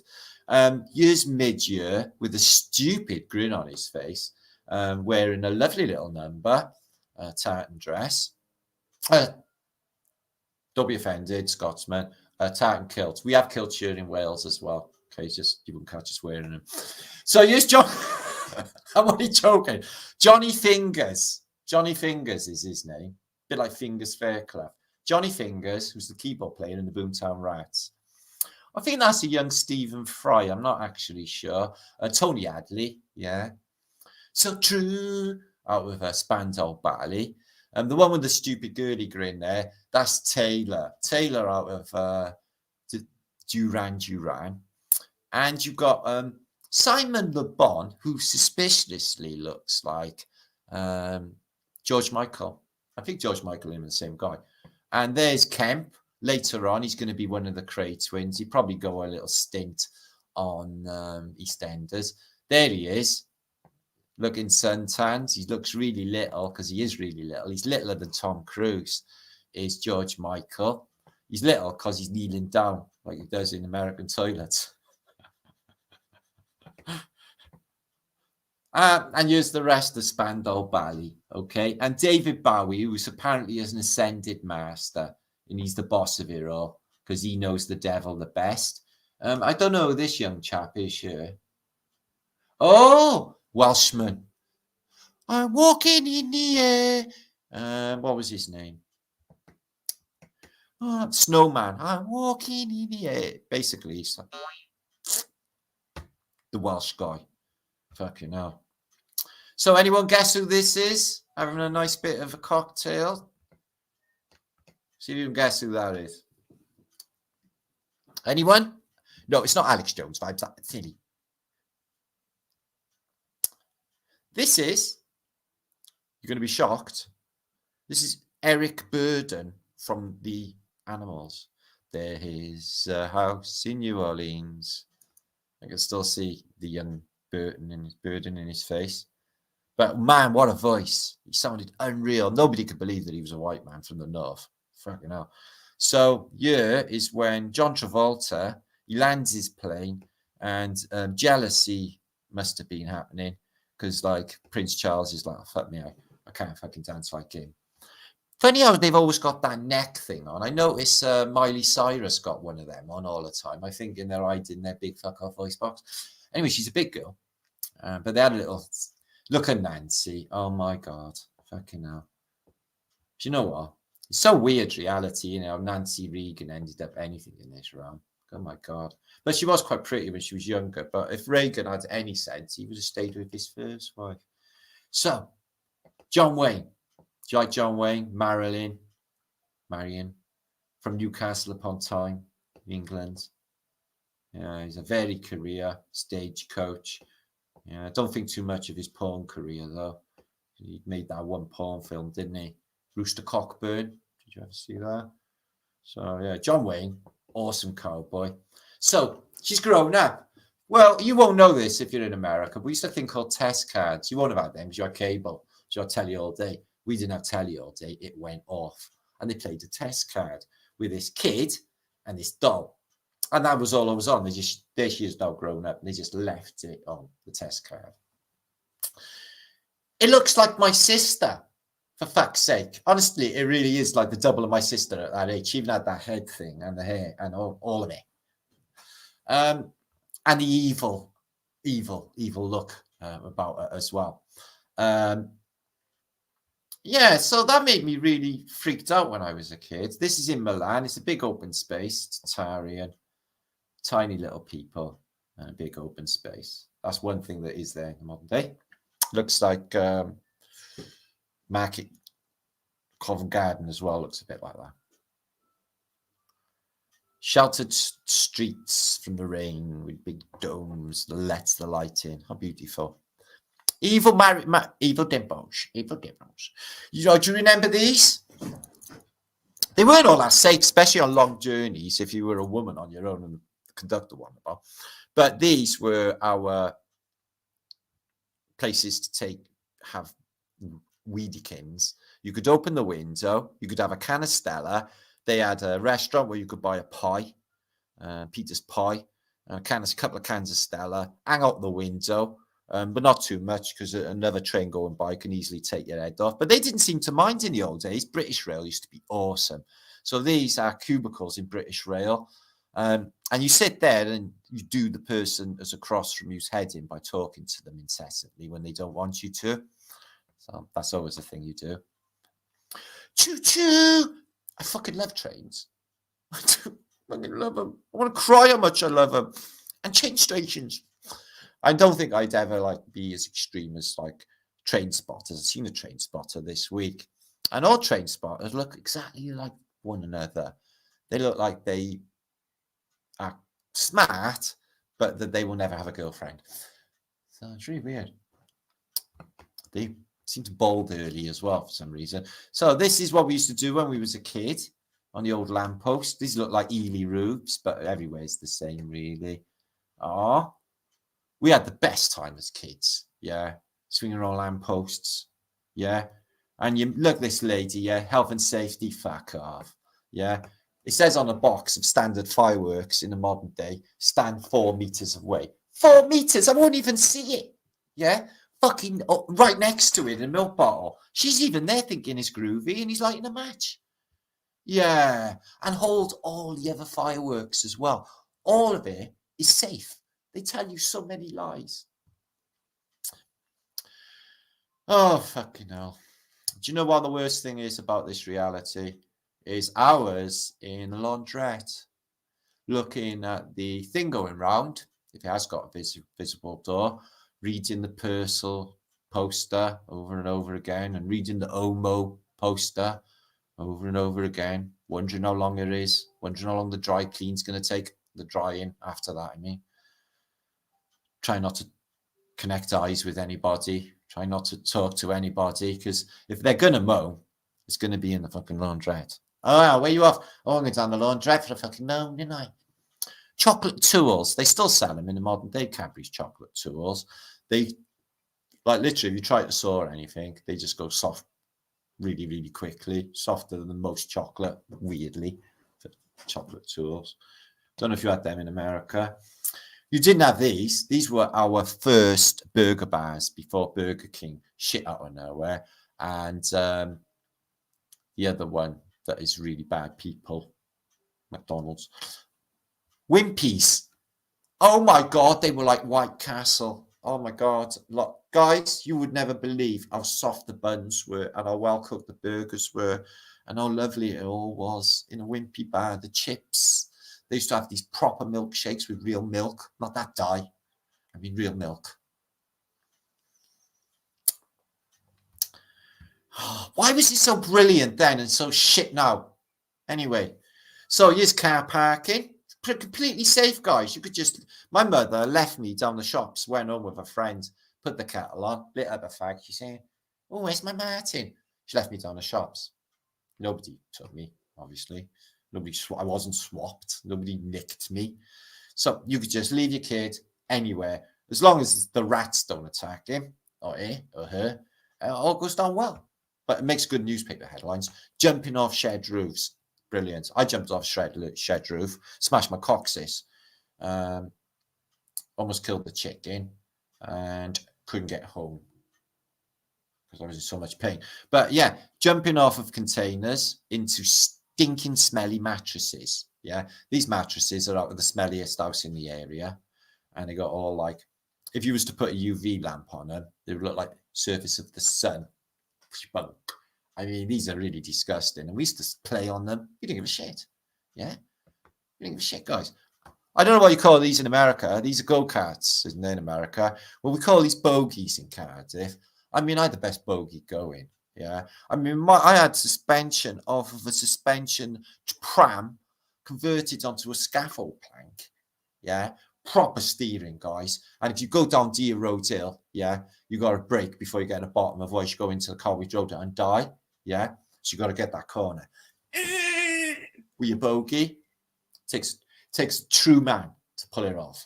Yeah, so this was like a rite of passage in boyhood Britain. Yeah, who got the coolest bogey?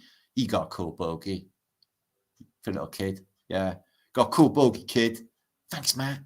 Piggy bank fights. Do you remember? We used to play a thing called Religo. It was so bad, people used to have dislocated shoulders and broken legs. And I ain't even joking.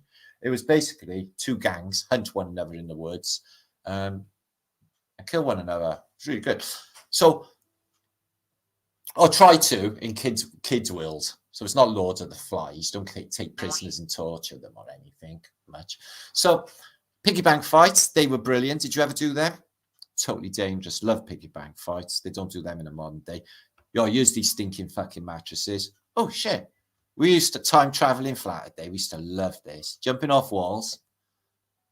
Yeah. God, it looks just like Ely where I live. Yeah. Jumping off walls into stinking old mattresses. Fucking brilliant. We never used to give a shit. I never used to care about it. This is in London. Look at this. Guinness. Him strong. Stronger or stronger, I think that says. So yeah, walking the plank. He's not worried. Look, he's only going to drop that far. That's a bit more Lord of the Fliesy going on. Definite bit of torture, the young kid. And game of seesaw. Did you ever play seesaw on Old Barrel? Fuck yeah, we did. This looks exactly like where I live. Oh my god. Better times. Jumping off swings. I used to spend hours and hours on the swing. I used to think I was flying, man. I used to love the feeling it gave me. Listening to Mr. Blue Sky, ELO, swinging on a swing. That's what I remember. Summer 76. Boiling hot summer. No arms on the bike, guys. Now everyone does it. I tell you, I wasn't very good at no arms, was you? On a racer, we race handlebars. Fucking hell, that's going over. That's gonna go woof. Yeah. I used to hate them racing handlebars. I never got on with them. I had cow horns like this. Got rid of them. Fucking hell. I hate it when you got to hold on to them like that. The stupid brakes by you. Oh, fucking. Or lean over. Really fucking dangerous. Times I've done my bollocks on a racing bike, you wouldn't even believe it. Skins, Rob. Yeah, look at this British Railway bridge and getting a swing going. We used to do exactly the same. Exactly the same. I think it even said the same on our bridges. Trains go past. And you wave. Fucking hell. It's a nice dog as well, as long as he stays off the tracks. Innit? Jumps. Did you used to do jumps? This is jumps on what looks like a chopper. Yeah, man, we used to do 14 people jump, set them alight, all sorts. It was fucking brilliant. Obviously, all Evil Knievel. We were all Evil Knievel. I'm Evil Knievel. Evil Knievel, funny, he had such an evil name, and he was such a nice dude. I love Evil Knievel. Look at that, outside of a London office window. The old world, 1970s, boiling hot summer. No rubbish, vandalism, no fast food, nobody overweight, no obesity at all in this period, funnily enough. Just a better world. I miss it. It's fucking weird world out there now, God almighty. And I'm not just, I know I'll silver liner mine it. I find the beauty in everything, guys, and there's a lot of beauty in this place, but I'm not seeing it exhibited by humanity. The architecture is pretty groovy, and nature and the animals are lush. But yeah, they got a lot of making up to do in my head after what happened. So this is outside, obviously, the Capitol building in Washington. Looks like it's just been finished. But what it looks like by here in foreground is a load of white bags as long as bodies.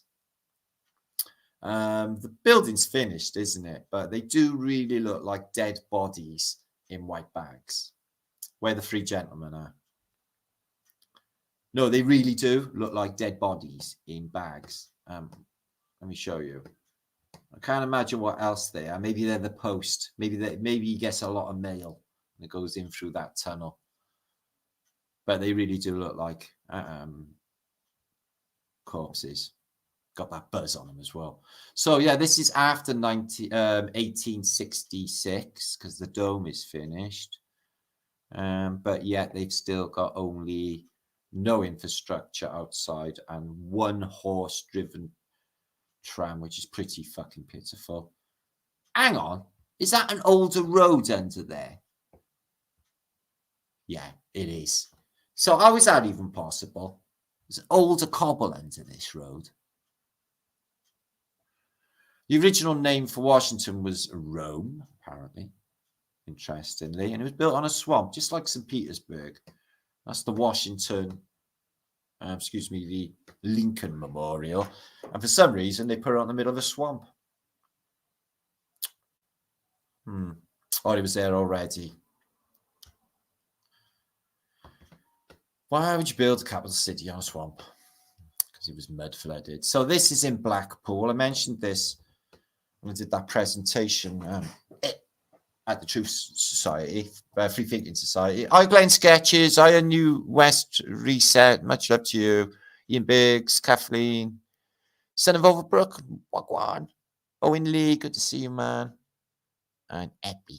Okay. So yeah, it's like a Eiffel Tower. It's had fires as well. Seen it many times, and it is a whopper, but it's got some sweet antiquity on its roof, on its top.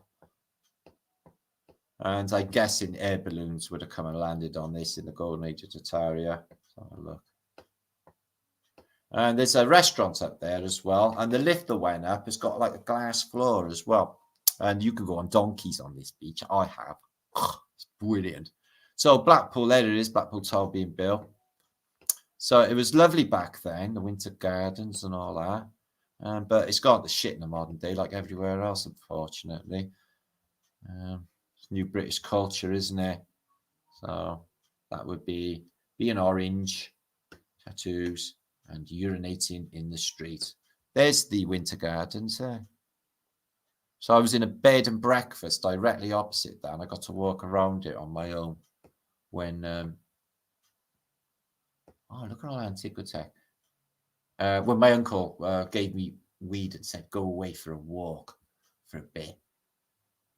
So I had to go fuck off for an hour or two. So I went in the Winter Palace. There was another one in Wigan as well, but that got dismantled around 1900 mark, just as big, but the size of that big wheel. They had some lovely stuff, didn't they, back in the day? I went on the biggest or the oldest wooden roller coaster in the world in Blackpool. And I shit myself when I went up, and I was like that high. So this is Gaudi's weird trippy thing. He built it in Barcelona. He built this like really weird trippy church, and that's inside. If you look up, that's like 12 types of trippy geometry going right there, and all of the beautiful color flooding in. I would really like to visit that place, like Gaudi's thing. Beautiful. And that's another city that looks circuit boardy. Barcelona. all these straight streets. You look at it from above, and this is right in the center. They all like sort of point towards it. It's just crazy narrative of it being built, how many years and stuff. It's just nothing looks like that. But guys, it's a trip. Oh, there you are, Circuit Board City. Just crazy, isn't it? What was he thinking? And there's inside it, looking that way. Lots of symbology. You've got the Zyro there. Lots of esoteric meaning. Interesting. So this was a drain cover, I'm guessing in Russia. It's got a crown, but it's got two like spark plugs crossing one another, all sparks coming off, showing you electricity. So this is something I was wondering about, guys.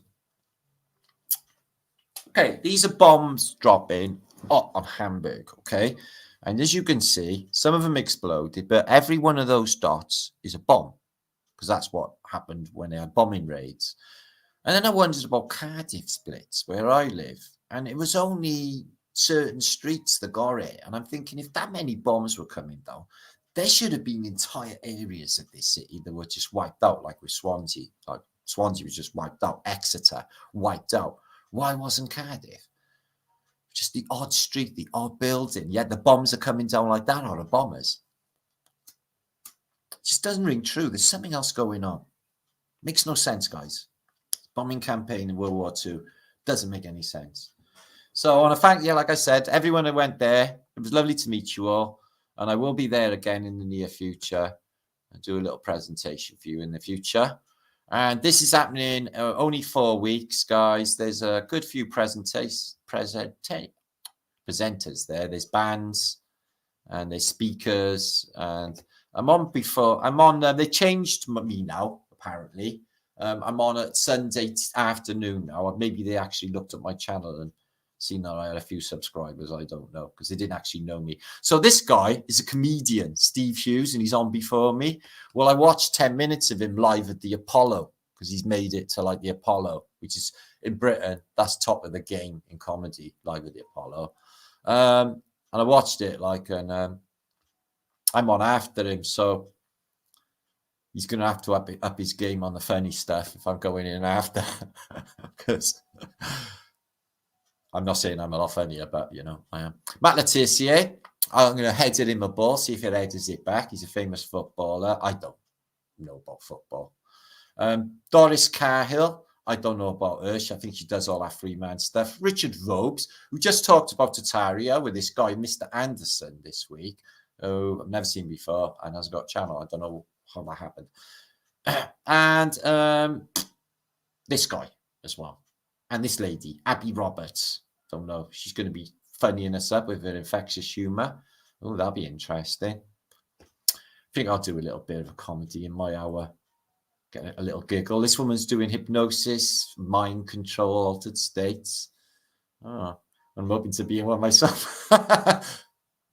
Joking. Now, this is an old mate of mine. He'd been on Flat Earth British. Clive Ducal, cracking chap. So I get to hook up with him. And Uncle Dave, Flat Earth Dave. Get to meet Dave after fucking 10 years of knowing him and Paige. And my old mate, allegedly Dave, Epic Dave. All hail Dave. And Mark Devlin will be there as well. Another mate as well to hang around with. Ian Leahy, another mate to hang around with. Be really good. And Matt Leaker, there I am. Let's see what it says. And Matt Leaker is an early pioneer in the online truth movement, indeed. Since 2014, he's been dropping truths with his popular YouTube channel. Martin is the originator of the now popular phrase Antiquitech, the free energy technology of the old world. He's an author, just been on a tour in the US and UK, speaking at conventions, and talks about mud floods, Tartary, and cyclical resets of civilization. Matt brings his unique and sometimes humorous perspective. Well, it will be humorous now. So, yeah, that's going to be something, but I've got to get some digs there. So, yeah, what's the time now? 9:25. Okay, let me just come back for a minute. Give you all a few shouts. I don't know what's going on anyway. Okay, 100, not that many people disappeared. Okay, good. Hi, Bob. Yeah, good Dave Murphy. Remember when he was on television back in the day talking, I think it was Macedonian TV talking about flat Earth. Oh my God, the first time I ever met Flat Earth Dave, it was like meeting royalty. I was so nervous, man. I was like, oh my God, Dave Murphy, man, he's just a fucking legend. No, I've known him years, and he's a mate. It's really weird. So, Joe, I'm gonna sing a song for you, Joe. An angel came to see you, Joe. Somewhere in time.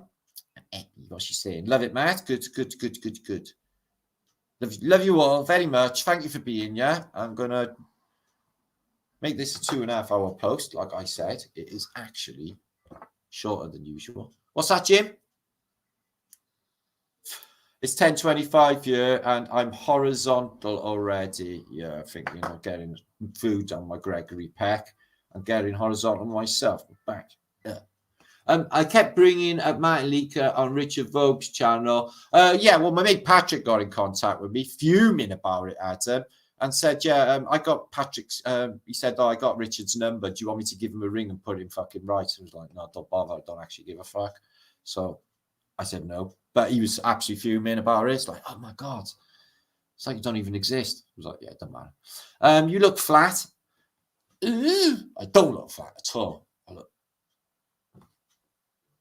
three-dimensional. What's happening, D'Angelo, my bruv? Avidas, good to see you, my friend, too. Hope it's a nice day up north for everybody. It's been so long this winter. And now here comes the sun. Doobie-doo-wop. And I know it feels all right. Martin, good to see you. Marty, there can be only one, Marty. There can be only one. And I'm probably older than you, so I probably win on a Marty front. Much love to you, Vancouver land. Barbara. I'm singing all your names. Flat Earth. Dimples. Oh, Dimples. She got dimples in her cheeks. And Julie Divine Heavenly. Blocked up some windows. Yeah, window tax. Yeah, I know. We know all of that. We've looked into it for years, but that doesn't explain the rest of the world. Spring is strong. Yeah, spring is awesome. Now summer's coming in. All that warm stuff. All my skeletal frame will soften up after that winter fucking winds. It's like the Arctic. I noticed it came up on my Facebook 2 days ago. Holidays in the South Pole, 7,200 quid. I was like, fuck me, should I do a GoFundMe and go there? And I thought, no, because it's cold. And I forgot I really, really don't like the cold. I don't like the cold. I don't give a fuck. I don't give a fuck if the ice ball was doing a disco dance with fucking disco balls on its balls. I don't even care. Because it's cold. I don't like cold. If the ice wall was in a boiling place with palm trees, I'd be the first to sign back in that. Let me tell you. David, thanks for everyone being here. Hope you've all had a good week. And it's going to be really lovely weather in Britain. So definitely make the most of it. So 18,000 shares, 50 years young. 50 years young, bro. 57. 18,000. Much love to you, bro. Epic Travel Tide. Mr. Troy. Cold and wet. No, we don't like that. Second bit's not too bad. Laura, Houston will need a window tax. I love Houston. I was thinking about Houston today. Donations. And Hippie Shake's putting up. It's pinned. And Laura Kara's cabin. And I'll be setting my calendar for a few days ahead of the control day. Yeah. Let's all do. Let's synchronize watches.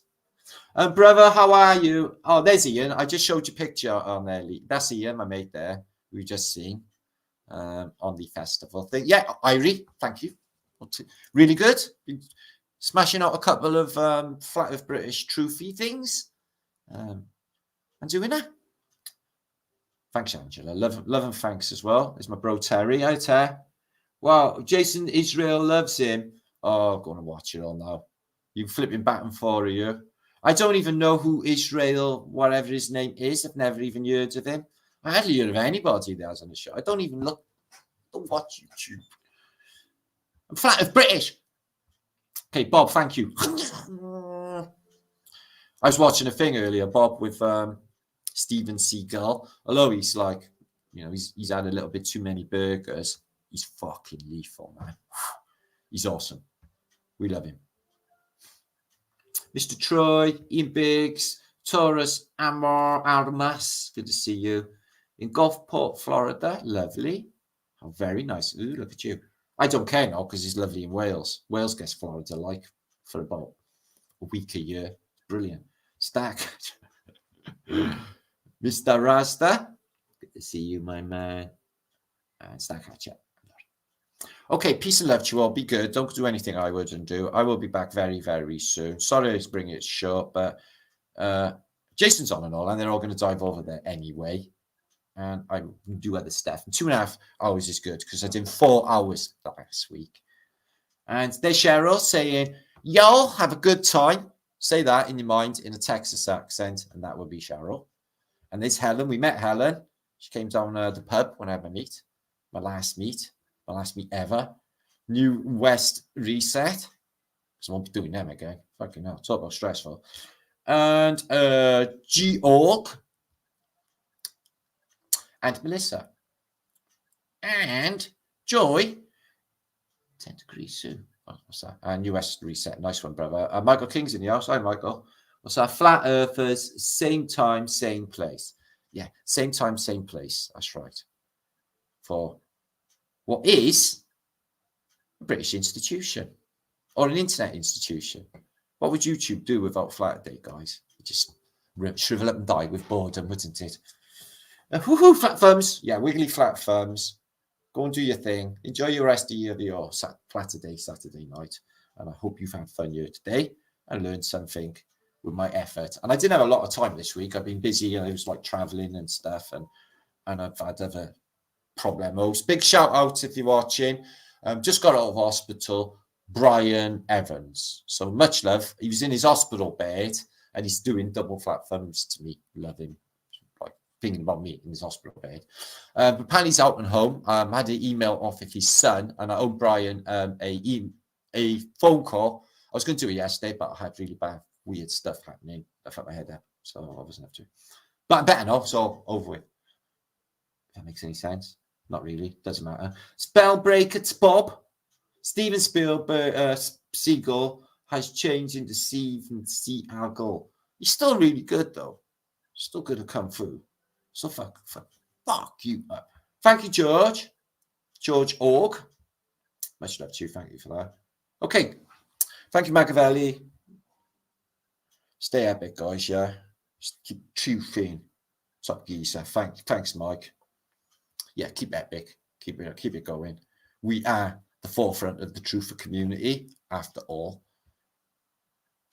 And I reckon there's probably a lot more watching than they let us know. Hey, Glenn. Good to see you, my bro. Good eye, Glenn. So yeah, Mel Gibson's doesn't really do Holly weird thing because he's not fucking American, is he? He's forgetting he's Australian, like Russell Crowe. He's Australian as well. And Nicole Kidman, she's obviously Australian as well, isn't she? Mac, good to see you. Yippee. We are all full frontal. Okay, I like it when you get into it. And Oliver Klein, good to see you, my bro. Okay, thanks everybody. D-Tech, good to see you. Oi, oi. I'm going on, mate. I'm spitting feathers. And my apple juice needs filling up. Okay. Thanks, Adam. Thank you for being the intro to Taria into my life. Second FE teacher. Oh, that's nice. Good job I got in there early. Seagull does Akudo. Yeah, I know. I was watching this thing. This kid, he went to China to like find like somebody to do Kung Fu with, and it turned out they were all doing fucking karate. So didn't translate. But it was worth watching. Yeah, get well soon, Brian. He'll be back in the chat feed soon. Just send him love. He thinks the world of us. This group of people, yeah. So wiggling flat thumbs me from his bed. So he thinks of me. It's really weird. But you know, I really appreciate it, and he's really lovely. So we'll look out for him. Okay. Misty World, are you darling? Met Misty World. Nice Misty World in Bournemouth land. John Mark, you going to the festival? Strawbridge, best Joe. Enjoy your bottle of cider. Yeah, I had one bottle of cider. That's all I could drink. And that lasted me like 4 hours. Joe. Terralina, with love from Romania. Oh, lovely people. Wendy? Call my number was 322. I wouldn't say that one. Vibes. Okay, I'm going. Have a good day, guys. Stay epic, as I said. I'll see you very, very soon. Flat F British. Double wiggly flat thumbs. And Adam's Cook is saying, ciao, ciao, ciao, ciao, ciao. You're brilliant. I concur.